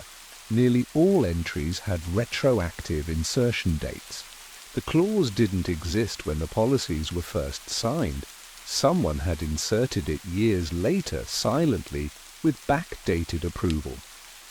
I submitted a routine flag in the anomaly log, nothing accusatory, just standard protocol.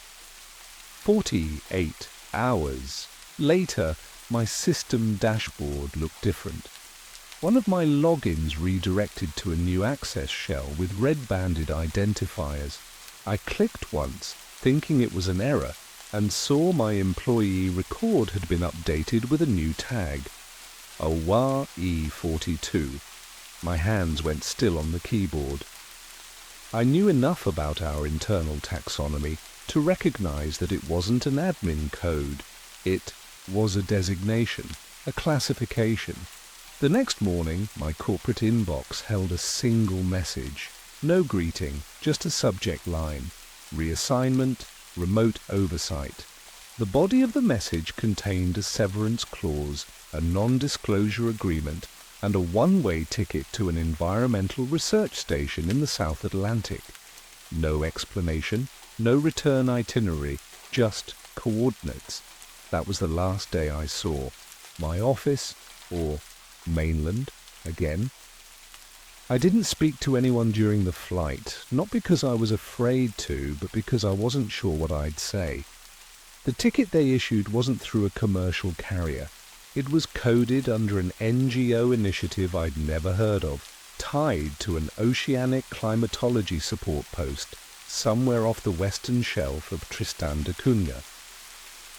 When I landed, small strip, no signage, I was greeted by two men in utility uniforms who didn't introduce themselves. They handed me a tablet with a preloaded orientation file, nodded once, and left. The station itself was a concrete structure embedded into the rock, functional and spare.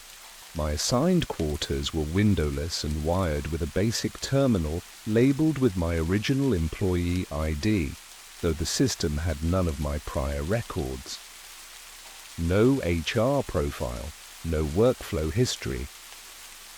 Just a new module. Continuity Oversight 42. The diff was the moment I stopped pretending this was just a reassignment. The interface on the terminal was limited. Barebones OS, no network browser, only one directory labeled Legacy Treaties. The documents were old, some scanned from microfiche, others watermarked by now defunct arms of the UN and World Health Organization. One file stood out, Montreux Yield Assessment, Annex E, Internal Use.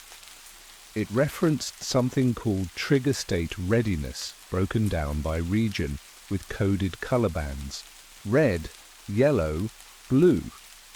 The red zones matched population-dense nations marked by declining agricultural self-sufficiency. The yellow ones aligned with coastal urban centers projected to be underwater by 2050.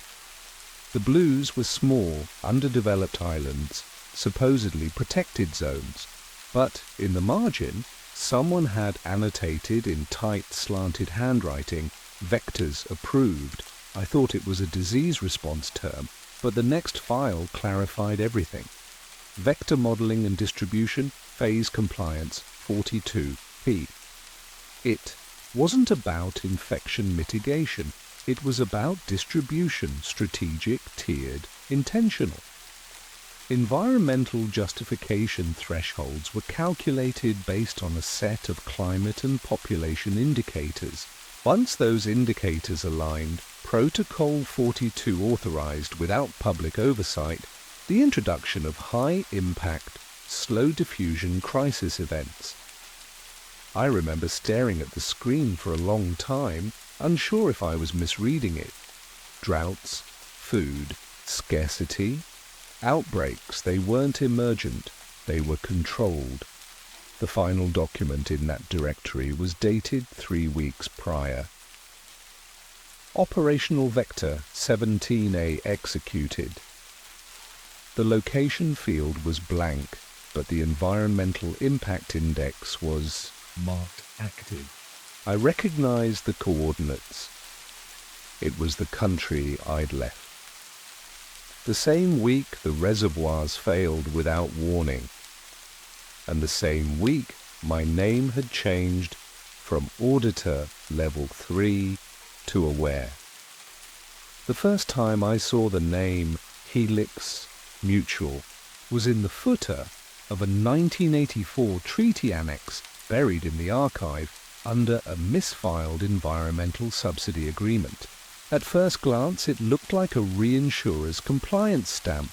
Those typically go unnoticed, but the name showed up again, then again. By the 7th document, it wasn't a coincidence. Helix Mutual wasn't just underwriting disaster insurance.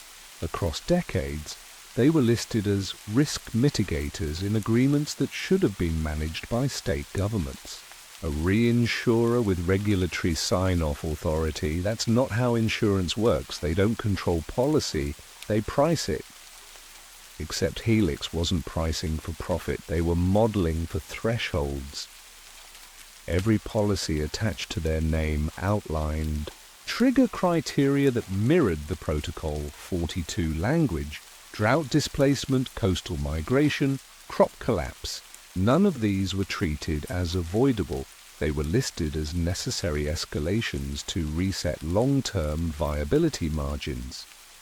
The wording was cold, clinical. Viability margins didn't refer to the land, they referred to us. I searched Helix in every database I could access from the station's offline archive. There was nothing. No office listings, no board of directors, no founding date. But the address in their early filings matched a decommissioned think tank in Virginia, Global Environmental Strategy Group, shut down in 1993 after a classified Senate ethics review. I remembered that case, barely made the papers, buried under trade news. But the debrief from that hearing had leaked, quietly, years ago. It referenced a climate resilience modeling initiative that had overstepped by embedding policy levers into sovereign aid packages. They'd called it a governance error, but now I know better. They were stress testing Protocol 42. not as theory, but as policy architecture, an unaccountable framework built under the legal immunity of global risk insurers. The most disturbing part came from a box of hand-scanned PDFs labeled Internal, Simulation Notes 1975-1979. Inside were population graphs, not predictions, forecasts with fixed endpoints. Every graph dipped at the same point, 2025. The decline was sharp, controlled, and followed by a stabilization line labeled Post-Vector Equilibrium. One document, time-stamped November 1977, summarized it bluntly. When diplomacy fails, thresholds must govern. Crisis becomes a correction. Adjustment becomes stewardship. Outcomes must be shaped. The note was signed only HM42. I no longer wondered if I was being watched. I began to wonder if the world we thought we were saving had already been written off. The island was small enough to walk across in 20 minutes, but one section remained off limits according to my initial orientation briefing, a shuttered observation lab built into the hillside near the northern cliffs. They called it Archive 3, though no one told me what happened to Archives 1 and 2. The structure wasn't visible from the main station. You had to follow a narrow footpath through coastal brush and rusted perimeter fencing.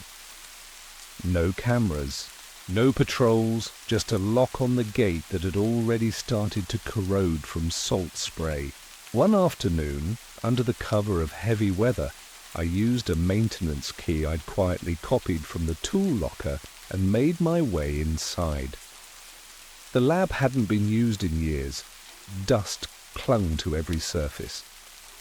A bank of disconnected terminals lined one wall, and metal cabinets stood slightly ajar, their contents yellowed with age. The air smelled like oxidized metal and wet stone. I moved carefully, not out of fear, but because something about the silence felt sacred, like I was walking through the aftermath of an erased experiment. In the center of the room stood a crate marked with a Helix Mutual seal, the same logo I'd seen in the digital archives. The lid was loose. Inside were printed reports labeled Phase Drift Simulations, unpublished. The data was raw, unprocessed, no summaries, no conclusions, just page after page of vector implementation tests across simulated populations. The scenarios weren't fictional. They mirrored real places, cities, regions, even neighborhoods. The simulations tracked not only the environmental impact of each vector, but public response, trust erosion timelines, media compliance rates, civil unrest forecasts.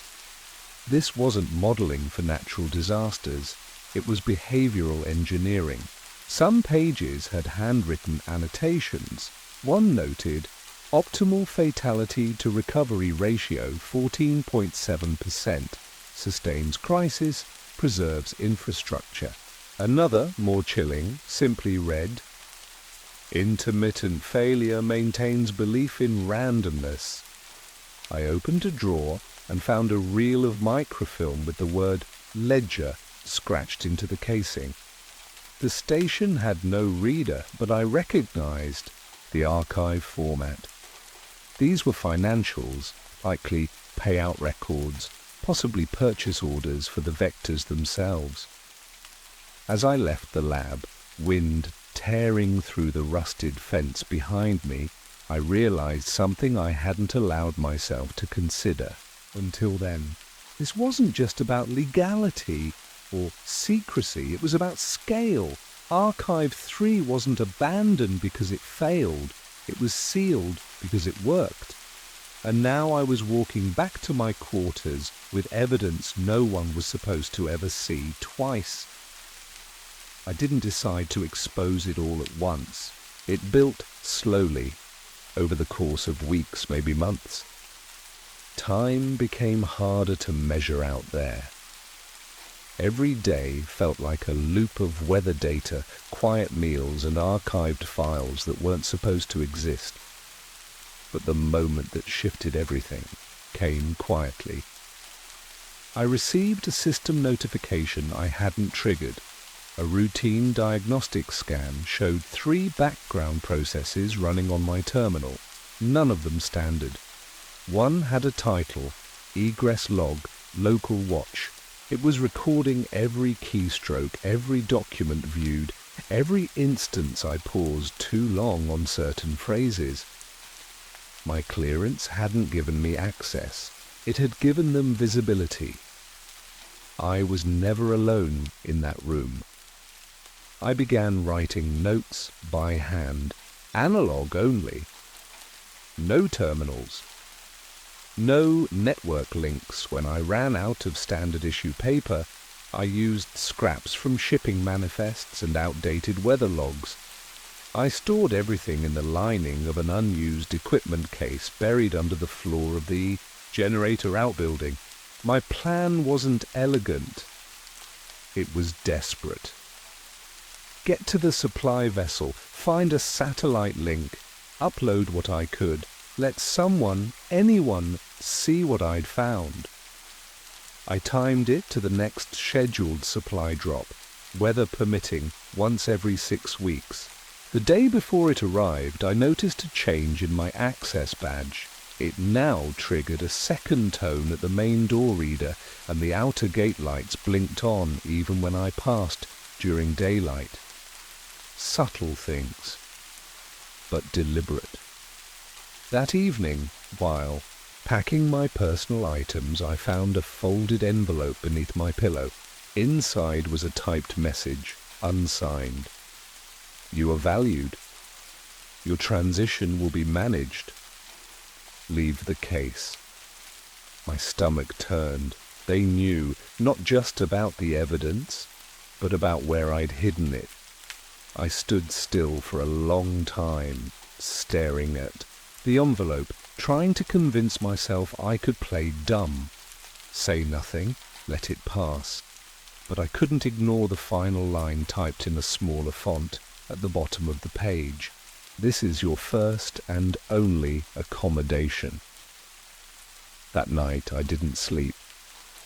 I sat on the edge of the bunk, counting the hours until the vessel's arrival, knowing I wouldn't be on it.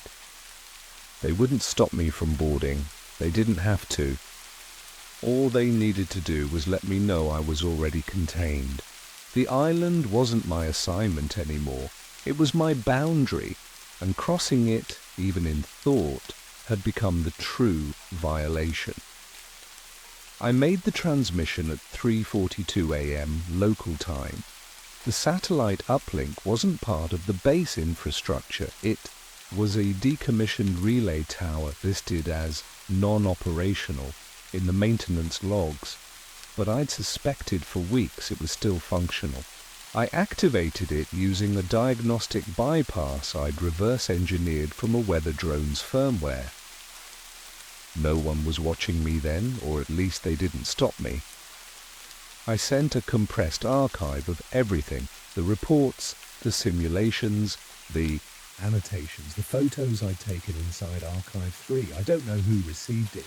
I blind routed the packet to 6 unsecured listening nodes, known for scraping dead frequency bands, ham radio enthusiasts, decommissioned weather services, 2 university labs I remembered from an old incident response contract. I hoped at least one of them would see it, maybe recognize the patterns. But within 90 minutes of sending it, the power across the entire island dropped. Not a flicker, a total blackout. The backup systems never came on. The interior lighting, the perimeter beacons, the refrigeration units, everything dead. I, moved by headlamp, made my way back to the main building and found every terminal already wiped. Not just reset, physically removed, cables cut, drives gone, even the printed materials I'd stashed were missing. My quarters had been stripped, Bed removed, drawers emptied, nothing left but the envelope from before, now sitting upright on the metal shelf where my case had been. This time it had a single line handwritten in black ink. Dissemination does not equate to disruption. That was when it hit me.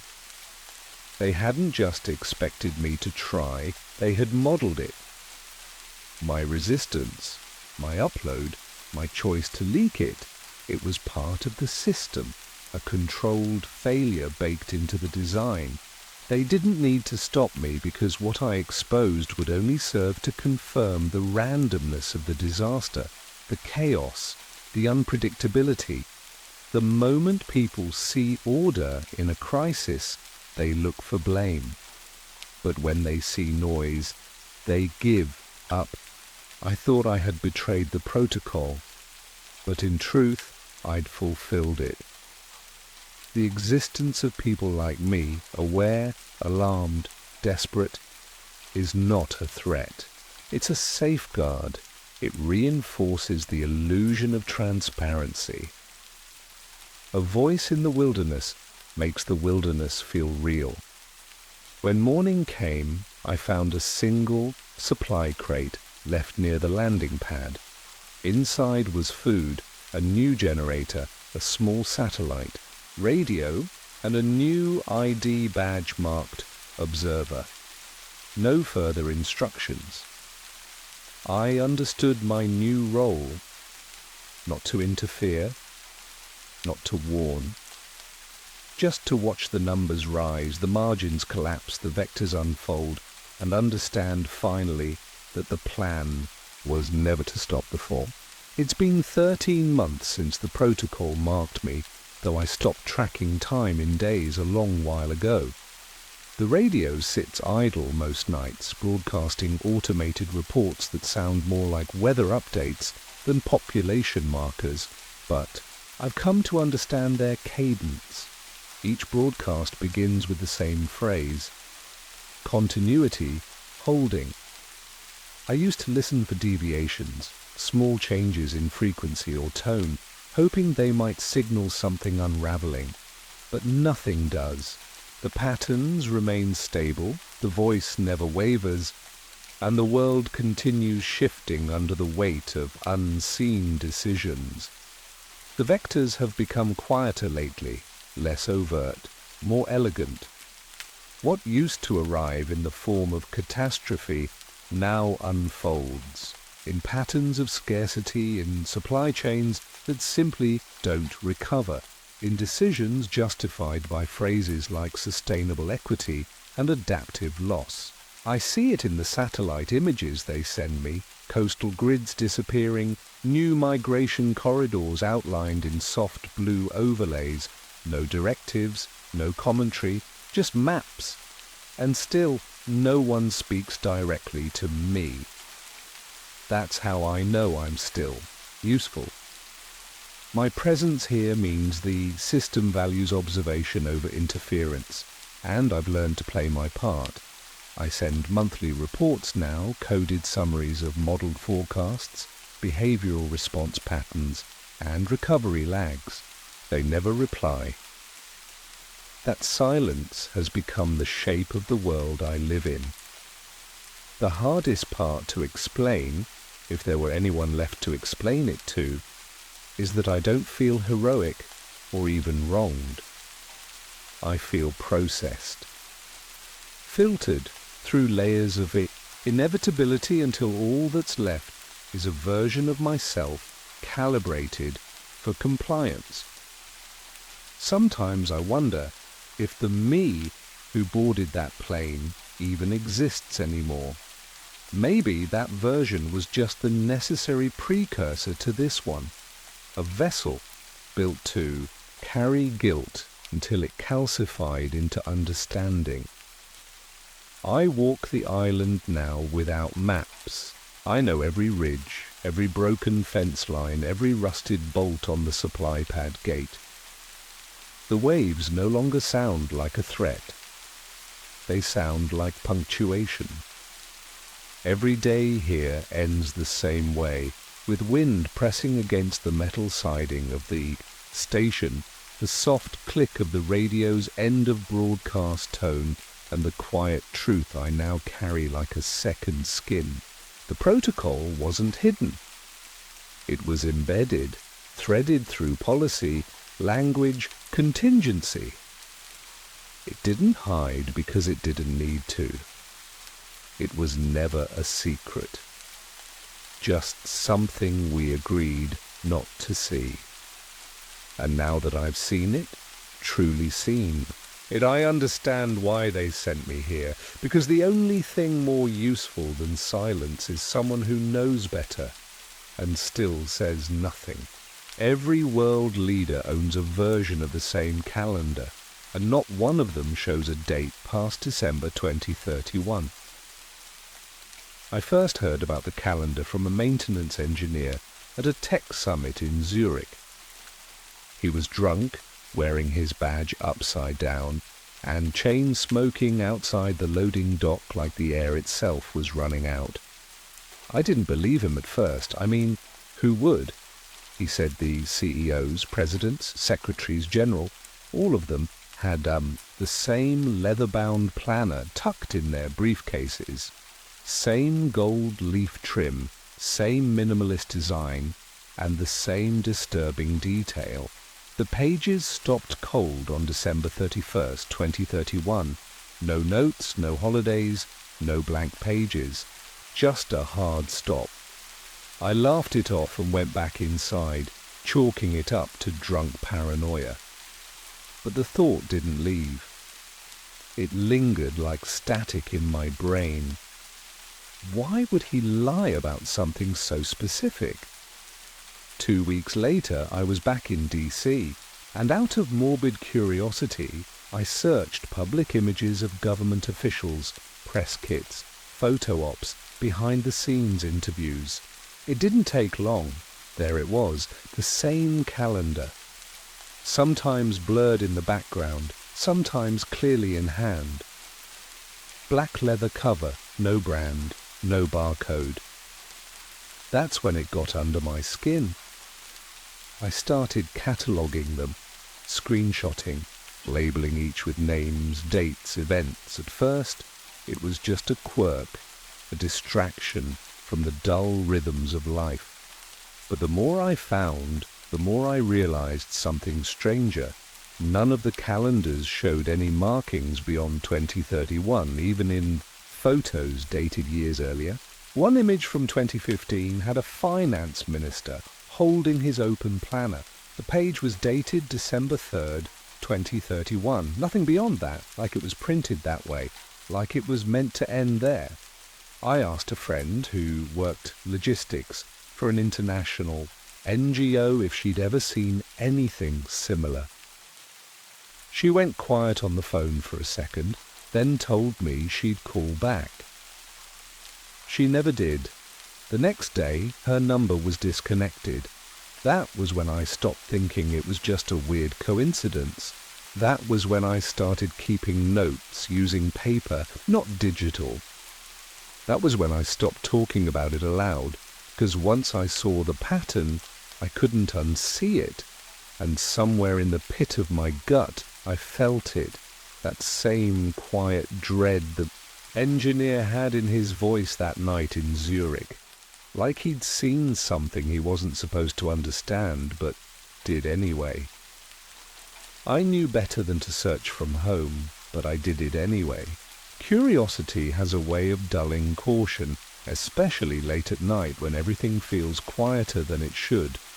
I started with public procurement records, national budgets, government spending ledgers, corporate filings. Most people don't realize how much information is left unsecured, buried under layers of bad formatting and technical jargon. I wasn't expecting anything, but then I found something strange buried in a financial disclosure from a multinational logistics firm based out of Oslo. Tucked between warehouse maintenance and fleet fuel costs was a recurring entry labeled Horizon Liaison, annual ledger reprint. No details, no description, just that name, year after year, always invoiced in late December. I searched for the name and came up empty. No domain, no office, no staff, just that one phrase. It didn't show up on Google, not once, but it was repeated in documents from 5 other companies across 4 continents: energy, banking, defense, even agriculture. The same item, word for word, charged annually like clockwork, always in December. I started compiling everything, building a spreadsheet that grew faster than I could make sense of it. When I cross-referenced board members from these companies, things clicked. Over a third of them had sat on advisory panels to the same organization, the World Planning Commission.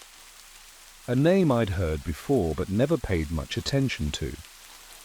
The WPC was always described as advisory, ceremonial, rarely in the news. Their website was public-facing, generic, empty. The only thing updated regularly was a quarterly PDF titled Continuity Readiness Initiatives, filled with vague language about crisis planning and risk assessments. But in the footer, on every page, was a strange little timestamp. Cycle 9/2031-3. I couldn't tell if it was a version number or something else. I tried tracing the metadata, but every document had been sanitized, scrubbed clean, no author ID, no edit history, like it had been printed straight from a cold machine. That was when I realized I wasn't dealing with normal bureaucracy. This wasn't a one-off anomaly or some niche corporate calendar.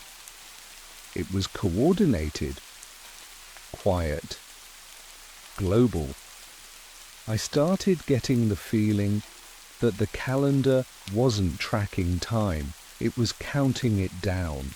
And whatever was coming in 2031, the people who mattered already knew they weren't preparing to stop it. They were preparing to be on the right side of it. At some point, you stop assuming you're the only one who noticed. That happened for me the night I received the envelope. No return address, no markings, just my name typed in all caps and a single stamp from Luxembourg. Inside was a set of photocopies, old grainy scans of what looked like pages from an academic journal or maybe a declassified intelligence file. Each page was numbered in Roman numerals, and every single one had handwritten notes in the margins, neat, deliberate, in blue ink. The title on the first page read 12 Families and the Concept of External Cycles. The language was technical, almost sterile, but it outlined something shocking. A pattern traced through history, 7 identified cycle terminations, each lasting precisely 108 years, culminating in political collapses, sudden wars, or abrupt climate events. Every cycle ended with the phrase completion year, and the final one listed was marked simply 2031. According to the annotations, the calendar wasn't just a planner, it was a record, a continuation of a tool used by a group referred to only as the consortium. They weren't governments or corporations, at least not officially. They were described as custodial stewards of interval knowledge, which sounded ridiculous until I started digging into the names that appeared in the footnotes. A Dutch shipping dynasty that had vanished from public view in the 1970s. A financial family linked to pre-World War central banks. A pharmaceutical heir whose company funded obscure atmospheric studies starting in the early 2000s. These weren't rumors. There were receipts, citations, conference records. One document listed an archived itinerary for a retreat in Patagonia labeled Intercycle Convergence. The attendee list included 2 sitting presidents, the CEO of a defense contractor, and a Swiss economist I'd seen on television 3 weeks earlier talking about climate investment. The deeper I went, the more I realized this wasn't speculation, it was preservation. These families weren't reacting to something, they'd been tracking it for generations. Not a war, not an economic crash, but something older. The notes hinted at an origin structure, something buried, possibly astronomical, possibly not. I found a reference to an old site in Algeria marked with megalithic stone rings, noted for casting identical shadows on the final day of each identified cycle. Every source cited was impossible to verify, but each aligned too neatly to dismiss. The last note, scrawled in the margins of the final page, stopped me cold. They don't plan for after 2031 because they were never meant to. That night, for the first time, I stopped trying to disprove what I was seeing and started wondering how much time we really had left. I drove 10 hours without stopping, crossing state lines in a rental car I picked up under a different name, following coordinates written in the margin of one of those photocopied pages. The location was remote, an abandoned observatory near the Arizona-New Mexico border, built during the Cold War and shuttered in the early 90s when funding dried up. Officially, it had been used for ionospheric research, but the building had no dish, no radar, and no documentation that ever matched the work they claimed to do. I parked half a mile out and approached on foot, carrying only a flashlight, gloves, and a compact thermal scanner I borrowed from a contact in geological surveying. The main building was falling apart, rust on the siding, weeds growing through the concrete, windows boarded from the inside, but the door at the back, the one near the collapsed storage shed, was open. Not broken, just unlocked like it was, waiting. Inside the air was thick and dry. Dust floated in the flashlight beam, undisturbed for years. I moved room to room in silence, avoiding the rotted floorboards and listening for anything that didn't belong. I found the server room buried beneath a hatch in the floor, a metal ladder descending into cold, stale air. The equipment was ancient, CRT, monitors, outdated drives, analog dials, but the power was still flowing. A backup generator hummed low and steady in the corner, recently maintained. Someone had been here. On a workbench beside the wall, I found a ledger wrapped in plastic, the leather binding identical to the calendars I'd seen in those official photos. Only this one was filled in. Every page from 2025 through 2031 contained symbols, notations, and location codes. I photographed each page carefully, hand trembling, as I flipped through them. In the back pocket was a thin manila folder labeled Observer Sites, Active Rotation. Inside were maps marked with points across the globe, mountain tops, deep sea, trenches, polar research stations, all marked with a 7-year observation window that ended in December 2031. Next to each site was a strange code, OSP9, OSP10, OSP11. I copied what I could and climbed out fast, but before I reached the outer hallway I saw something that stopped me cold. A wall covered in photographs, dozens of them, pinned in neat rows, each showing a different person. Most were older men and women, some in lab coats, some in formal wear, some in military dress. And in the center of the display was a picture of me, taken from behind while I worked in my apartment 2 months earlier. Same clothes, same chair, same timestamp as the night I first searched the WPC archives. There was no doubt someone had been watching me long before I knew where to. Look, I left the building without taking anything, drove south until I hit a motel with no cameras, and stayed awake until sunrise. That night didn't feel like research. It felt like trespassing on a place built to be forgotten. And I knew then that this wasn't just a conspiracy about time. It was about control, who gets to know, who gets to plan, and who disappears before the countdown hits zero. I didn't decide to expose anything right away.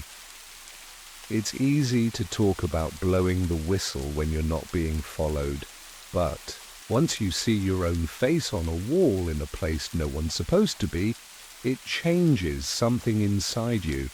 I became cautious in ways I didn't know I was capable of. No routine, no phone, no digital trail. I moved between cities using burner cars, paid for everything with cash, stayed in motels that still used metal keys. I stopped trusting coincidences. Every knock on a door felt like a message. Every stranger who stared too long felt like a test. But the more I hid, the more I realized they weren't trying to stop me. They were watching, tracking, and collecting. Like I was part of a larger pattern they already understood. And maybe I was. One night, in a rural town outside Flagstaff, I met with a journalist I hadn't seen in years, someone I once trusted.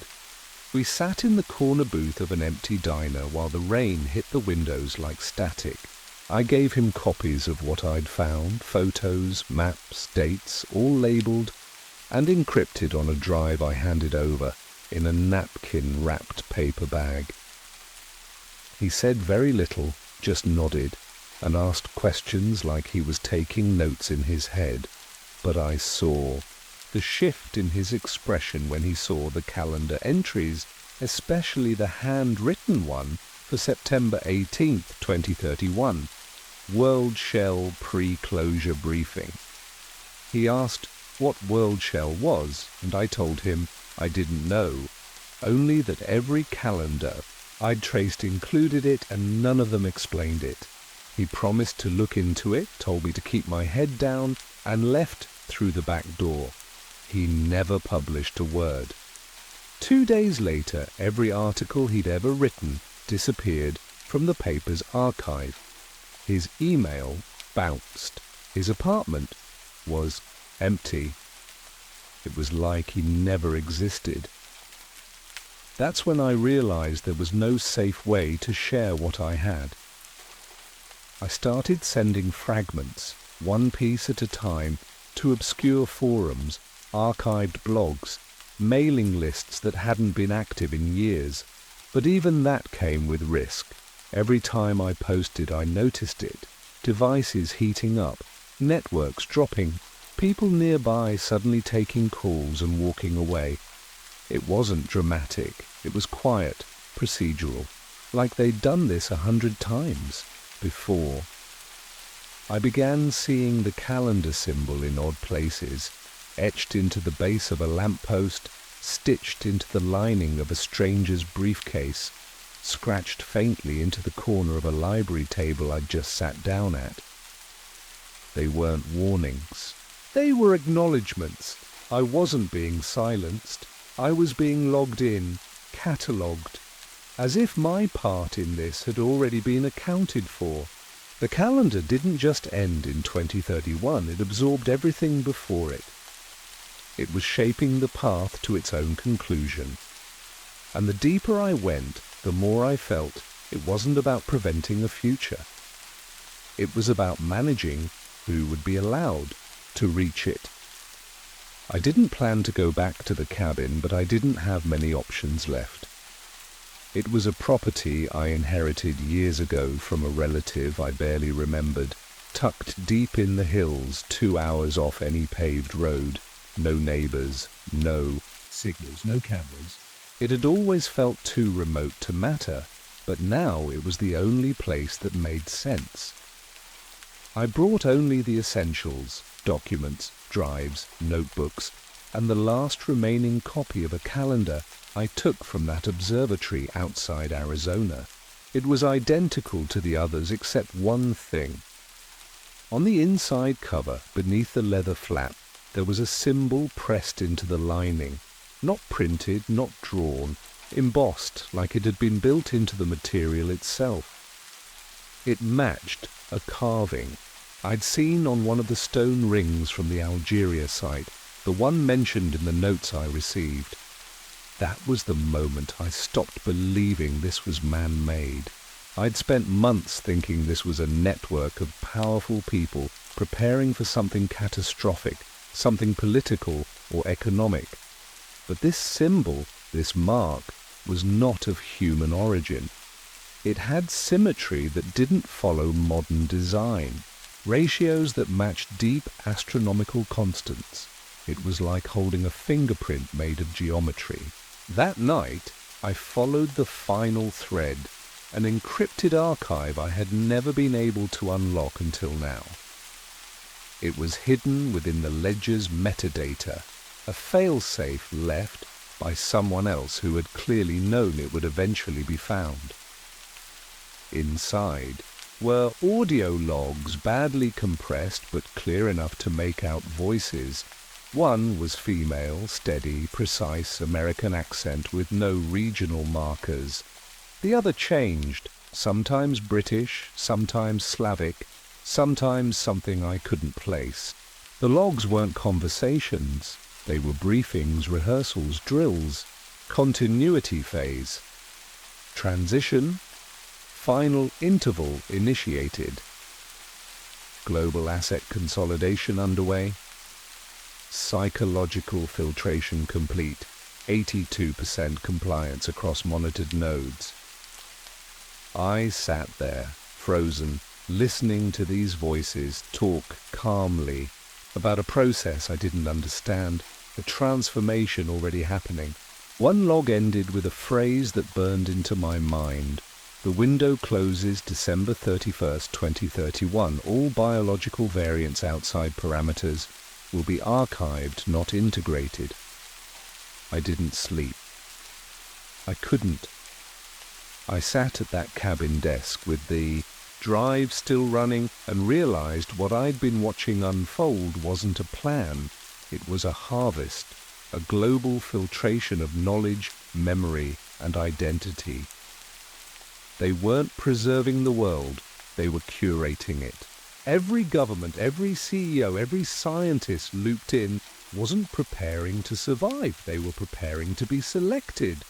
The calendar wasn't a countdown to destruction, it was an admission, a tacit agreement that whatever ruled the next phase of history had already been decided, and the rest of us were placeholders, temporary entries on a page that would never be turned.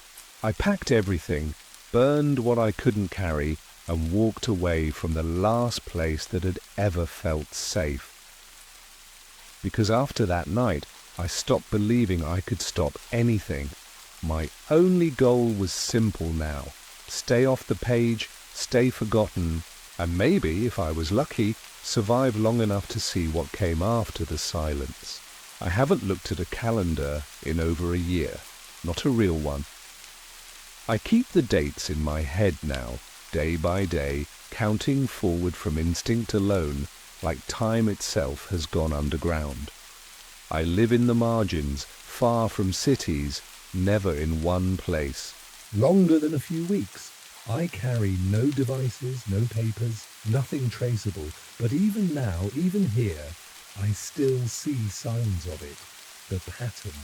It shows up in the way trains idle at empty stations too long, in supply chain reroutes that don't make economic sense, in the way major cities quietly expand biometric infrastructure without public notice. I see it in the faces of officials who suddenly resign in the headlines that repeat key phrases like resilience, convergence, or threshold. None of this is accidental. It's the tone of a system winding itself down with discipline. I've accepted that no one will believe me. Not fully. The few people I trusted are gone, either disappeared, discredited, or quietly folded into whatever this is. Sometimes I think back to the engineer in Zurich who first said the words aloud, 6 years left. I didn't understand it then, but I do now. The calendar doesn't stop because of a single cataclysm. It stops because the shape of history changes so completely that time as we've structured it becomes irrelevant. The world we know doesn't explode, it's absorbed.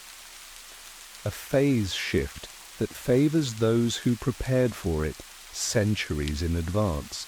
Everyone else is simply processed, categorized, and left behind. I've read the files, I've seen the names, the ones who were always meant to cross through the gate, if that's even what it is. I'm not one of them, maybe I never was, but here's the part they didn't account for. I've never carried the mark. I was never integrated. And I remember everything, every node, every location, every terminal date. I don't know what that makes me now, a witness, a survivor, or just a flaw in their system.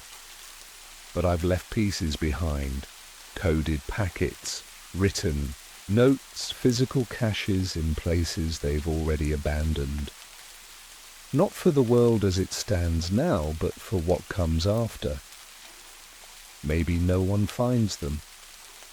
Maybe the silence wins. But maybe not. Maybe someone, someday, pieces it together and asks the right question at the wrong time. Maybe that's enough. All I know is this. Whatever's coming isn't the end. It's the handover. And when the last page turns and the light cuts out, for good, I'll still be here, watching, not as a warning, not as resistance, but as proof that someone saw it coming and refused to look away. Everyone at the top, every president, every tech CEO, every cultural icon passed through the same school, but no one remembers its name. I never thought much about boarding schools. They always seemed like relics from old British novels. Long corridors, cold showers, Latin homework. My job as a freelance archivist didn't intersect much with elite education. Most of my assignments involved cataloguing old government contracts or digitizing decommissioned city records. Boring, honest work. But one file changed that. I was deep in a municipal archive in upstate New York sorting through shipping manifests and fire department records when I found a box that didn't belong. It had no barcode, no accession number, just a handwritten label, St. Augustine's Inactive. I almost set it aside. Inactive schools were nothing new, but curiosity got the better of me. Inside were perfectly preserved student records, mostly from the 1970s and early 80s, names I recognized, not just recognized, names that shaped the world, politicians, media moguls, military generals, tech pioneers, all listed with matching uniforms and dates, as if they had all attended the same small institution. I double-checked each name against public records. None of them mentioned this school. Not in biographies, not in interviews, nothing. It was as if St. Augustine's never existed. That night, I went online to confirm. No school by that name appeared in any New York State educational database, historical record, or even conspiracy forum. Google returned a few dead links. Wikipedia had no listing. The address from the file, Northern Pines Road, Glenshire, was now an overgrown forest preserve. I didn't tell anyone, not at first. It didn't seem like something to panic about, but I couldn't stop thinking about it. I kept returning to the box, pulling names at random. Every one of them had become powerful, And yet this school, this single common thread in all their childhoods, had been scrubbed clean from every system that should have remembered it. That's when I started having dreams.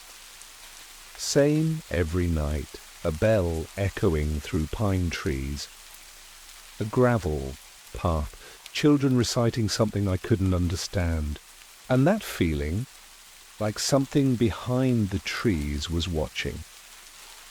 I spent the next week quietly researching St. Augustine's, careful not to trigger any red flags. I knew enough about data systems to recognize when I was being watched, and so far the silence was louder than any warning. No firewall blocks, no strange pings, no dead links rerouting, just nothing, as if the internet had no idea the place had ever existed. I shifted focus to the students. I compiled a list of names from the records and ran background checks, education histories, early interviews, scanned yearbooks, anything that might confirm or deny where they were during the years St. Augustine supposedly operated. What I found didn't make sense. For half of them there was a gap between ages 12 and 15, not explained, just missing. Even major figures, secretaries of defense, Nobel-winning economists, had childhood biographies that blurred during those exact years. Public timelines skipped over them like corrupted footage. I turned to Wayback Machine archives, forums, digital libraries. A few hits came up, but they were all vague. Mentions of a private academy in upstate New York, or a gifted youth program no one could confirm. No names, no photos. One Reddit post from over a decade ago simply read, "Northern Pines. School was real. Don't ask me how I know. It had one upvote. The account was deleted." That's when I stumbled across a locked academic journal entry from the early 90s. An encrypted psychology paper authored by someone using only the initials LC. The title was clinical but cryptic. Shared Delusional Memory in Selective Cohorts. I bypassed the paywall and downloaded the PDF. The paper outlined a study of 23 adults from various sectors, all of whom reported recurring dreams of the same isolated campus. Pine trees, gravel paths, cold stone buildings. None of them had met before, yet their descriptions were nearly identical. The conclusion was buried in footnotes, almost deliberately, downplayed. Possibility of artificially curated early environments cannot be excluded. Further investigation suspended due to funding concerns. I double-checked the publication. The journal didn't exist anymore. Its parent university disavowed it in 1996 after what they called a data integrity crisis. That night, I didn't dream. I woke up to an unfamiliar notification on my desktop. No sender, no subject, just a zip file titled UG Archive or 1. I didn't open the zip file right away. I isolated it in a sandbox and scanned it 3 times. No malware, no backdoor traffic, just a single folder titled Orientation. Inside were digital scans, audio clips, and transcripts that didn't belong anywhere official. I started with the images. Grainy black and white photos of school children in identical uniforms seated in rows outside a stone building surrounded by tall pines. Their faces were too blurred to identify, but the setting felt unmistakably real. In one shot, half concealed, behind the front row, I spotted a man whose features closely resembled a current Secretary of State. I moved on to the transcripts. Each was marked with an anonymous label, Subject A, Subject B, but the content cut close. "We weren't taught history or math," one read. "We were taught how to detach." They said, Control was the only thing we'd need.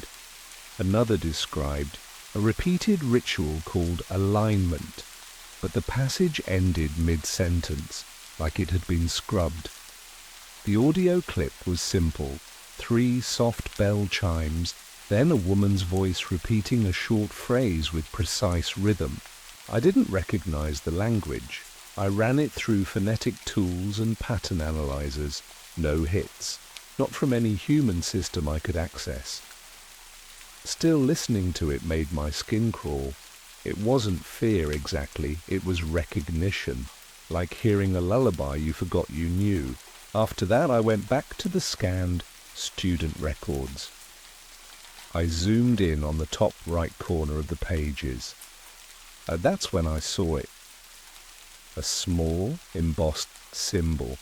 A circle divided into 3 parts.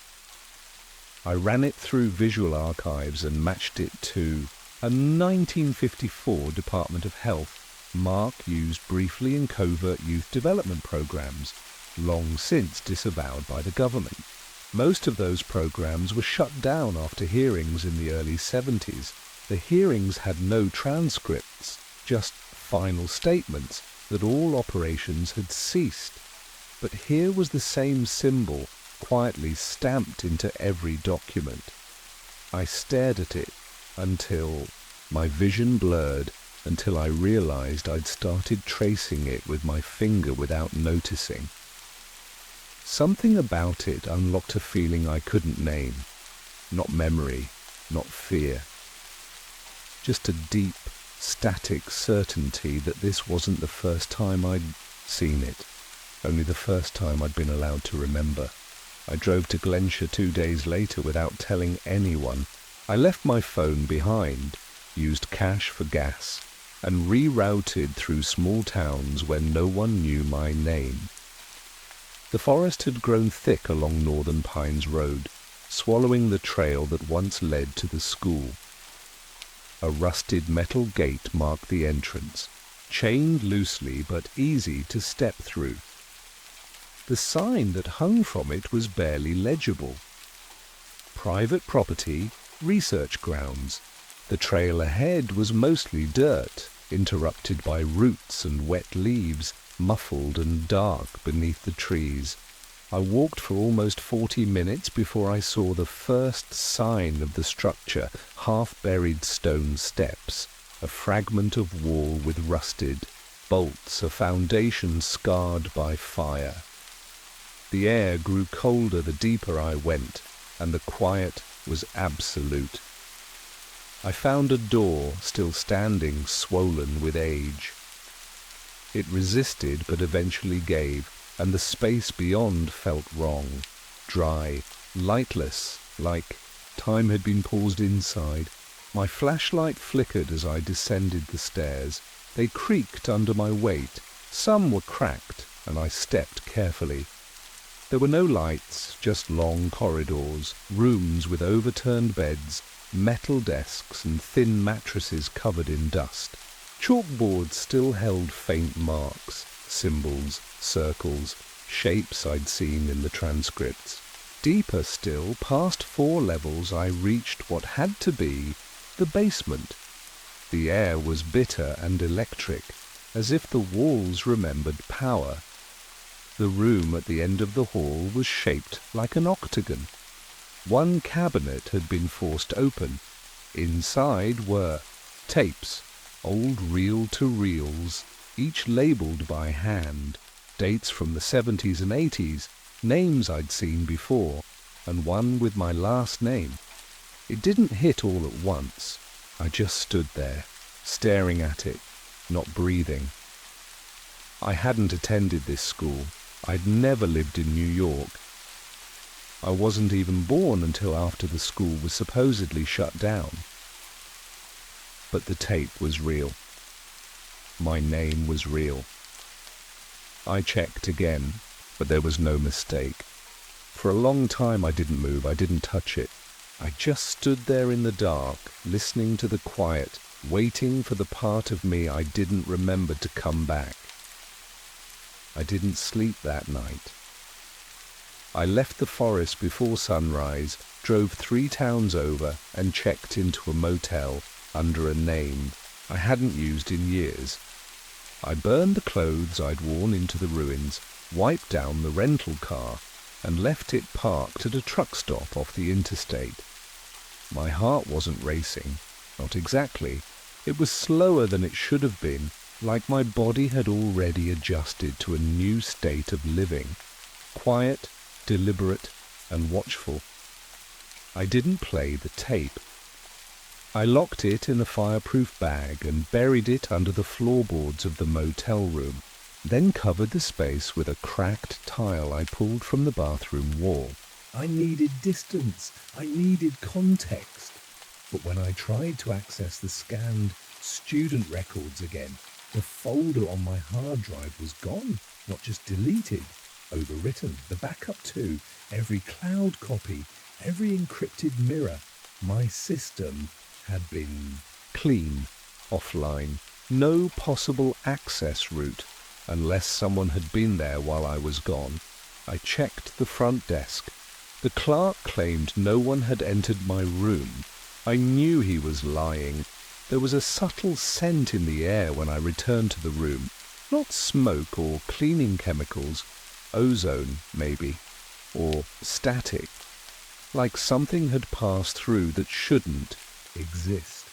I sat on the edge of the bed and tried to piece it all together.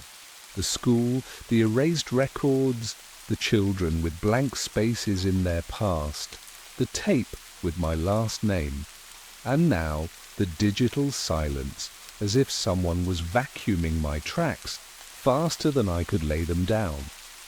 I started writing it all out by hand. Names, dates, fragments of the transcripts I could still remember.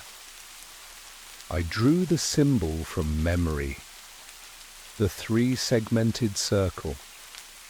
I didn't know why, but I felt like if I could just hold the pieces in one place long enough, I might see the pattern. I didn't get far. That night, I heard something outside the window. Not footsteps, something softer, measured. I killed the lights and waited. A car idled across the street. No headlights. A man stepped out and lit a cigarette, but never looked up. He stood there for almost an hour, smoking, staring at the motel office, never turning toward my room. Then he got back in the car and drove off. The next morning, a letter slid under my door. No envelope. One sentence printed in clean, serifal font. You were never enrolled. No name, no threat, just a statement, but it hit harder than either. Because deep down, I wasn't sure if it was a warning or a correction Mara agreed to meet without hesitation. No questions, no delay. We rendezvoused 2 states away in a small town that barely had cell coverage, the kind of place where no one notices who comes or goes. She hadn't changed much. Same sharp eyes, same steady presence.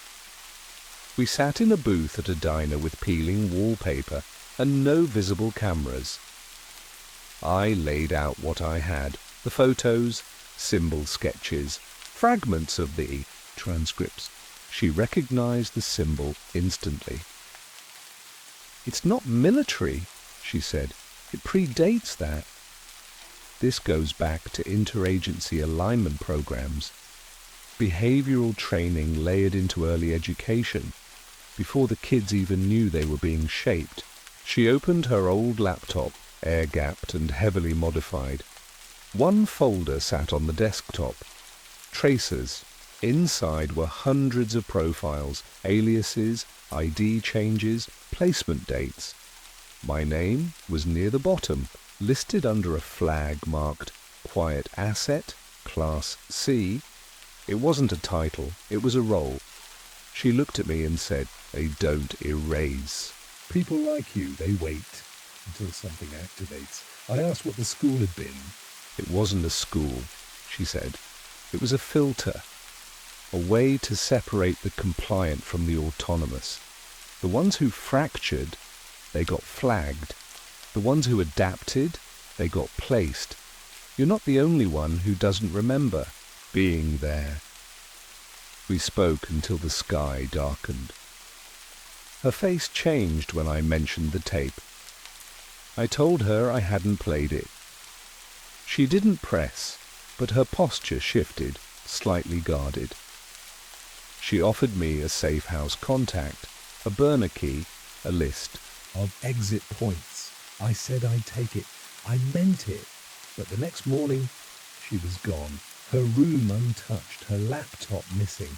No note, no signal. I checked the diner's old security rig. Hard drive had been pulled. All that was left was a message typed on my burner and sent from an anonymous number. Just one sentence. You were there too. It didn't feel like a threat. It felt like the final step in a memory I hadn't finished retrieving. I live in a town that doesn't show up on maps. It's the kind of place where no one asks questions and everyone minds their own silence. I rent a room above a hardware store and pay in cash. No ID, no name on the lease. I spend most of my days walking the perimeter of things, fields, trains, yards, quiet roads where cell signals drop to nothing. I haven't spoken to anyone in over a month. Not since Mara vanished. Not since the tape. I did listen to it eventually. I don't remember hitting play. I don't remember what I heard, but afterward I knew things I shouldn't have. Not facts exactly. Patterns, rhythms, a structure to events that didn't seem connected before, but now felt inevitable. I started noticing people again, not just faces, but movements. The way they held themselves, how their attention seemed slightly delayed, like they were buffering something just behind their eyes. I used to think I could hide from it all, erase myself, become too small to track. But that was never the point. This was never about surveillance. It was about integration. The school didn't create leaders. It seeded something deeper. A presence in the system. The memory of an idea. And once you see it, you start to understand why the world feels increasingly off-kilter. Not broken, just recalibrated by a logic that doesn't belong to us. I don't think I was meant to remember. Maybe that's what the tape did. Reactivated a part of me that had been dormant. I've started drawing the symbol again without realizing it, on napkins, receipts, scraps, cardboard. Always the same, 3 segments, a perfect circle. I tried burning them once, but the image still came back in dreams. I've stopped fighting it. This isn't a story I can tell anyone. There's no ending that would make sense to someone on the outside. But I write it down anyway, in pieces, in notebooks I don't keep, because I know someone else will come looking. Maybe they already are. And when they do, I want them to know they're not alone, that the unease they feel is real. There was a school once, tucked deep in the pines, where children were taught to forget who they were until the world needed them to remember, and that the world, for better or worse, has already begun to shift. The public story was vague, unstable soil, cost overruns, but unofficial whispers spoke of rooms bricked over, of something found in the bedrock that was better left untouched. I took a camera, a flashlight, and a borrowed maintenance badge. I knew I shouldn't still have. The access point was behind a rusted gate near a freight shaft, almost entirely hidden by an electrical panel. Past it, a staircase curved downward into cold air and condensation. The tunnels below were silent. But not still. My boots kicked up dust too fine for any recent activity, but the ground felt subtly warm beneath the concrete. The deeper I went, the more wrong it felt. Not haunted, engineered. The tunnel bent in unnatural ways, geometrically sound but psychologically disorienting, like it had been designed to disrupt your spatial intuition.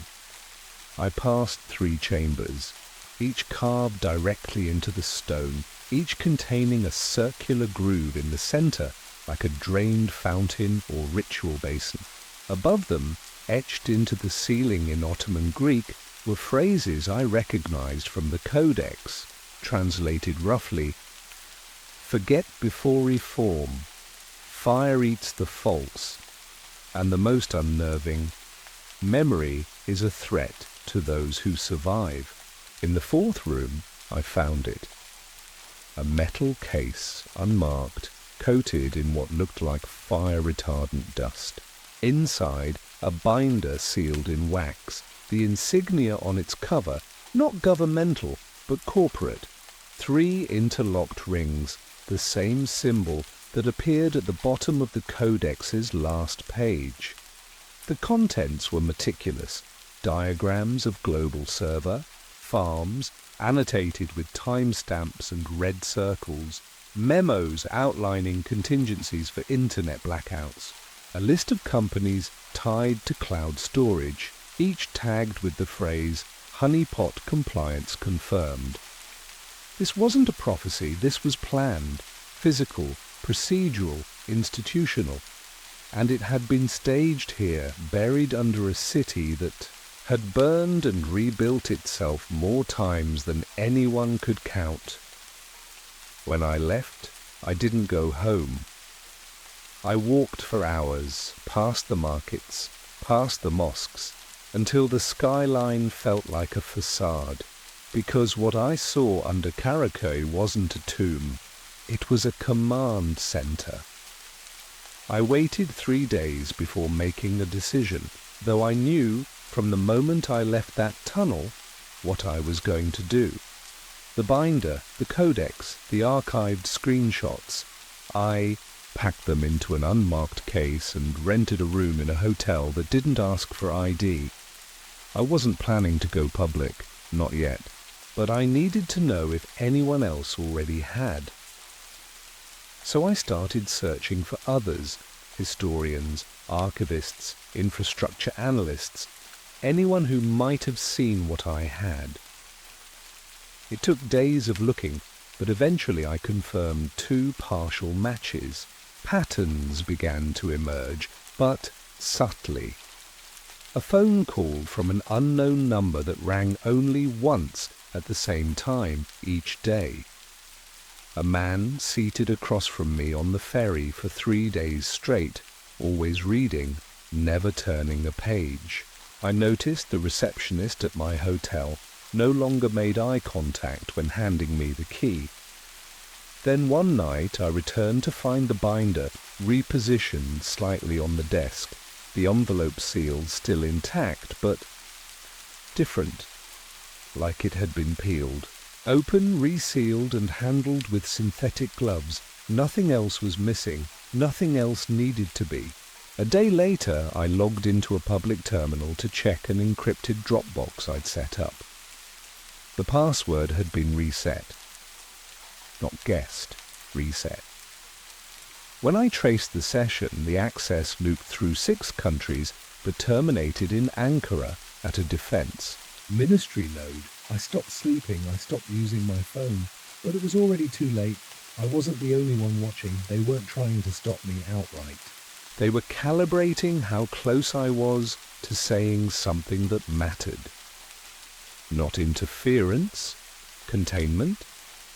I chose to leak it. Not all of it, just enough to test the waters. I uploaded a redacted version of the Codex's third ritual to a closed source research forum under an alias tied to an inactive Swiss academic. Within 12 hours, the thread was gone. Not deleted, erased, like it had never existed. My account credentials stopped working. When I checked the server logs, the post hadn't been archived, no cached version. As if the code itself triggered an automated purge. That same day, my encrypted backups failed. I had them mirrored in 3 locations, 2 of them offline. All 3 were corrupted, identical hash errors, something I'd never seen before. I went to the last person I thought I could trust, a former colleague from the Archive Initiative, who had helped me smuggle records out after the coup. I met him in a crowded cafe in Moda, in the back corner, with no electronics. He listened, in silence as I laid it out. Rituals, resets, the diagrams that mirrored our infrastructure. When I mentioned the binder, he stopped me.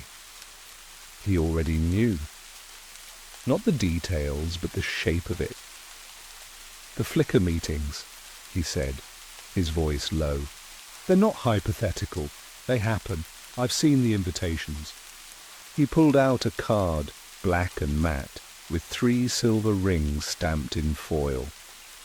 No text, no return address. They don't maintain the system, he added, almost tired. They manage its collapse, make sure the right people are holding the matches when it burns. I asked him who sent the invitation. He just shook his head, and there's no one group. It's like a virus, elite continuity through attrition. Before I could say more, he left, slipping the card into my coat pocket. That night, my building's power cut out for exactly 9 minutes. When it returned, my front door was unlocked. Nothing inside was touched, except the Codex. It had been moved to the center of the table, opened to the last page. A sentence had been underlined in ink that hadn't been there before. Only those who burn the past will shape what follows. I left Istanbul 2 hours later. No notice. No forwarding address. I changed my name, abandoned everything I had, digitized. But I kept the original manuscript wrapped in linen and hidden inside a false-bottom suitcase. Despite everything, I couldn't let it vanish completely.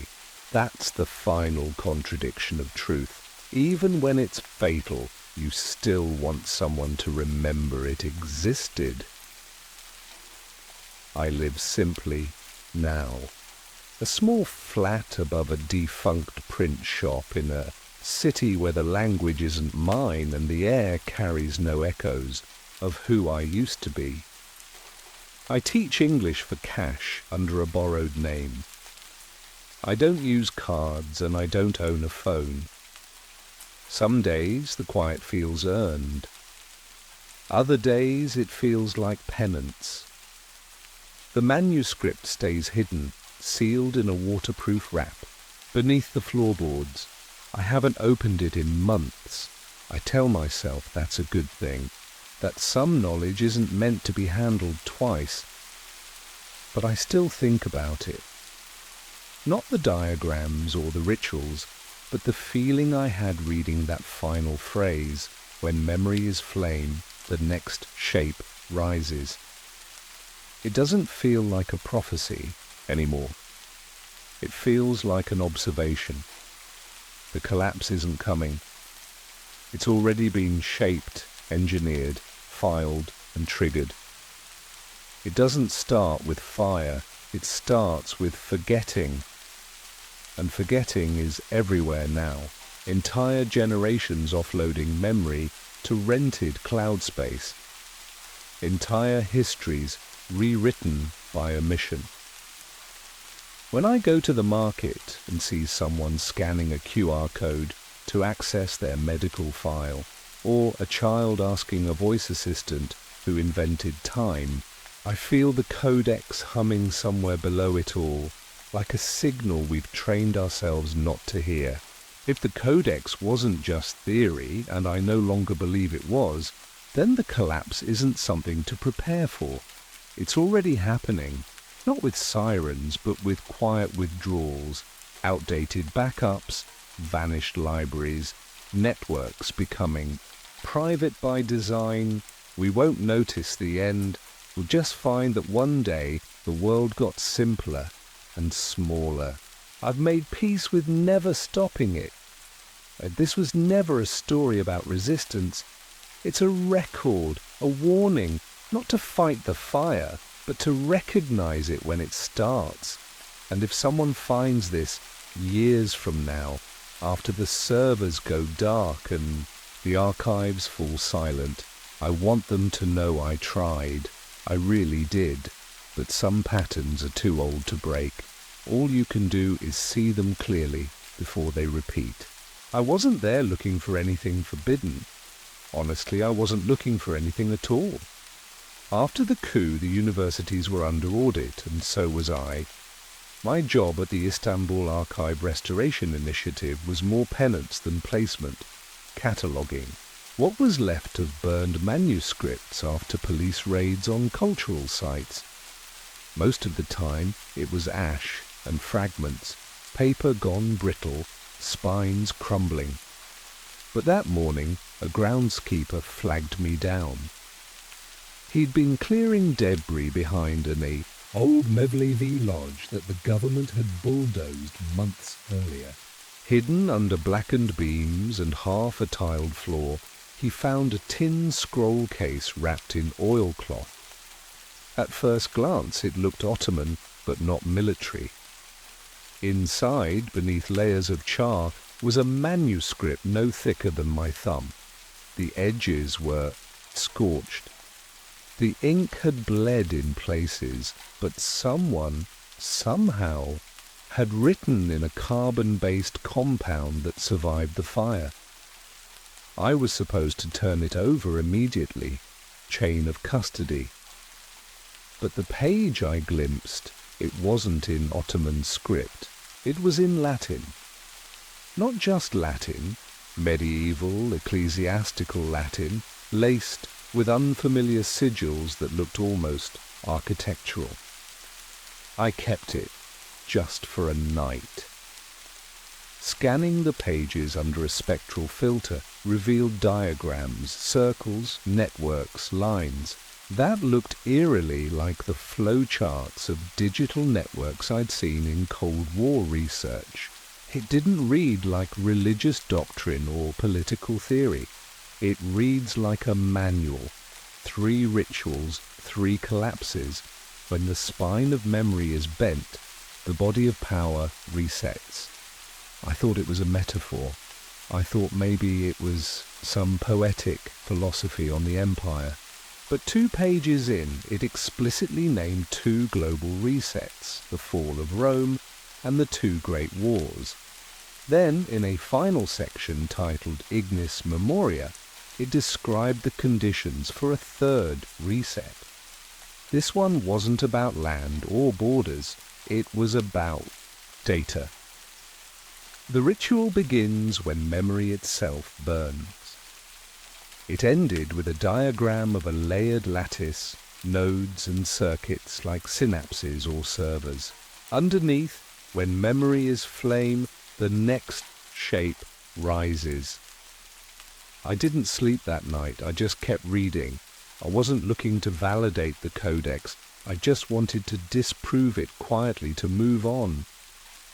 Istanbul had become too loud for questions. People had disappeared for less, so I kept it off official systems. I scanned the manuscript on a disconnected drive, ran the diagrams through analog filters, traced one of the oldest glyphs to a banned collection of early Anatolian mysticism stored in microfiche at the Ataturk Institute. That's where things started to twist. A diagram on page 19, 3 concentric circles intersected by radial lines, matched an abandoned academic paper published in 1983 by a systems theorist named Hassan Saidal. His work had been ridiculed, then buried, but I found his paper cited in a leaked NATO internal memo from 2007. The title, Protocol Reset, Societal Fragility and Triggered Memory Collapse. The NATO version was redacted, but Saidal's original contained fragments of the same ritual pattern as the codex. Not just similar, identical. When I overlaid his diagram, on the manuscript, the lines locked into place like two halves of the same lock. At this point, I started archiving offline screenshots, air-gapped USBs, anything that couldn't be traced. I searched for Saidal. No recent publications. No death notice. Then I found an old interview transcript, State Television 1991. He spoke of architectures of forgetting. He said, "The most efficient way to erase power is not through war, it's through memory engineering." And then, all systems remember, but they can also be taught to forget. That same phrase appeared in the codex's margins, in red, ink scribbled by someone who had handled it before me. I began mapping the manuscript's references, phrases like black net, veil protocols, and fire key archives. None showed up in academic databases, but I found one buried deep in a patent registry, listed under a now-defunct defense contractor based in Virginia. The submission was classified, but the abstract referenced networked ritual logic and reset scenarios. No signatures, just a date. September 10th, 2001. From here, my doubt started to grow. The codex wasn't predictive, it was descriptive, not a prophecy, but a framework. And each digital trace I followed, each forgotten article, buried file, or erased identity, didn't unravel the manuscript's logic. It confirmed it. Someone, somewhere, was implementing a ritual, not symbolic, systemic. And if I kept digging, I had a growing sense I might not be allowed to keep watching. The more I searched, the more the codex began to feel less like a relic, and more like a classified manual disguised in arcane language. I started waking up at odd hours, not from nightmares, but from a tightness in my chest, like I'd been holding my breath while asleep. My apartment Wi-Fi began acting up. Brief outages, short pulses of lag that weren't happening to my neighbors. One night my laptop fan spun hard while idle. No apps open, no reason. When I ran a scan, there was nothing. The machine was clean.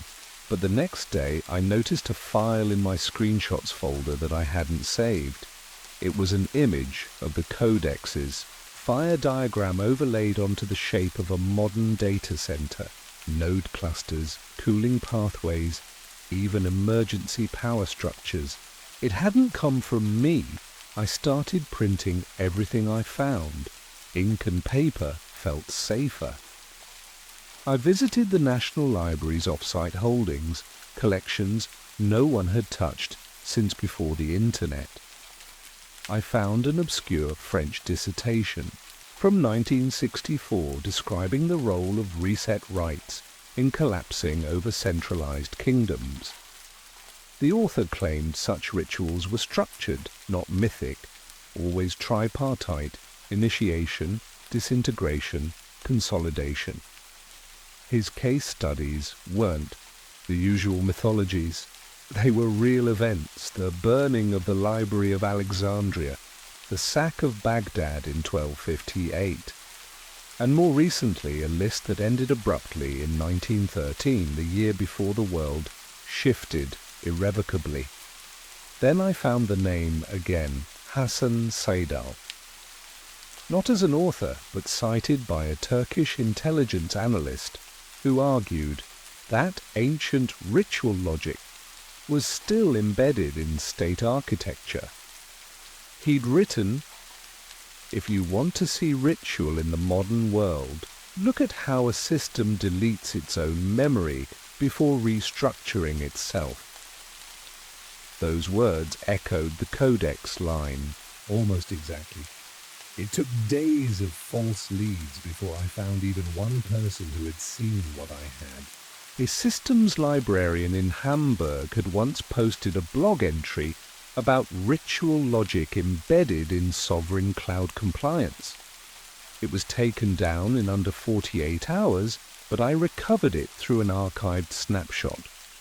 Her name had been removed from faculty records, and the only trace of her voice was a reply in an old thread. "If deletion is the ritual, backups are blasphemy." I almost stopped there, thinking she was an outlier, until I followed a broken link in a Portuguese infrastructure forum to a partial audit from a civil engineer in São Paulo. He'd investigated a data center fire that erased court archives.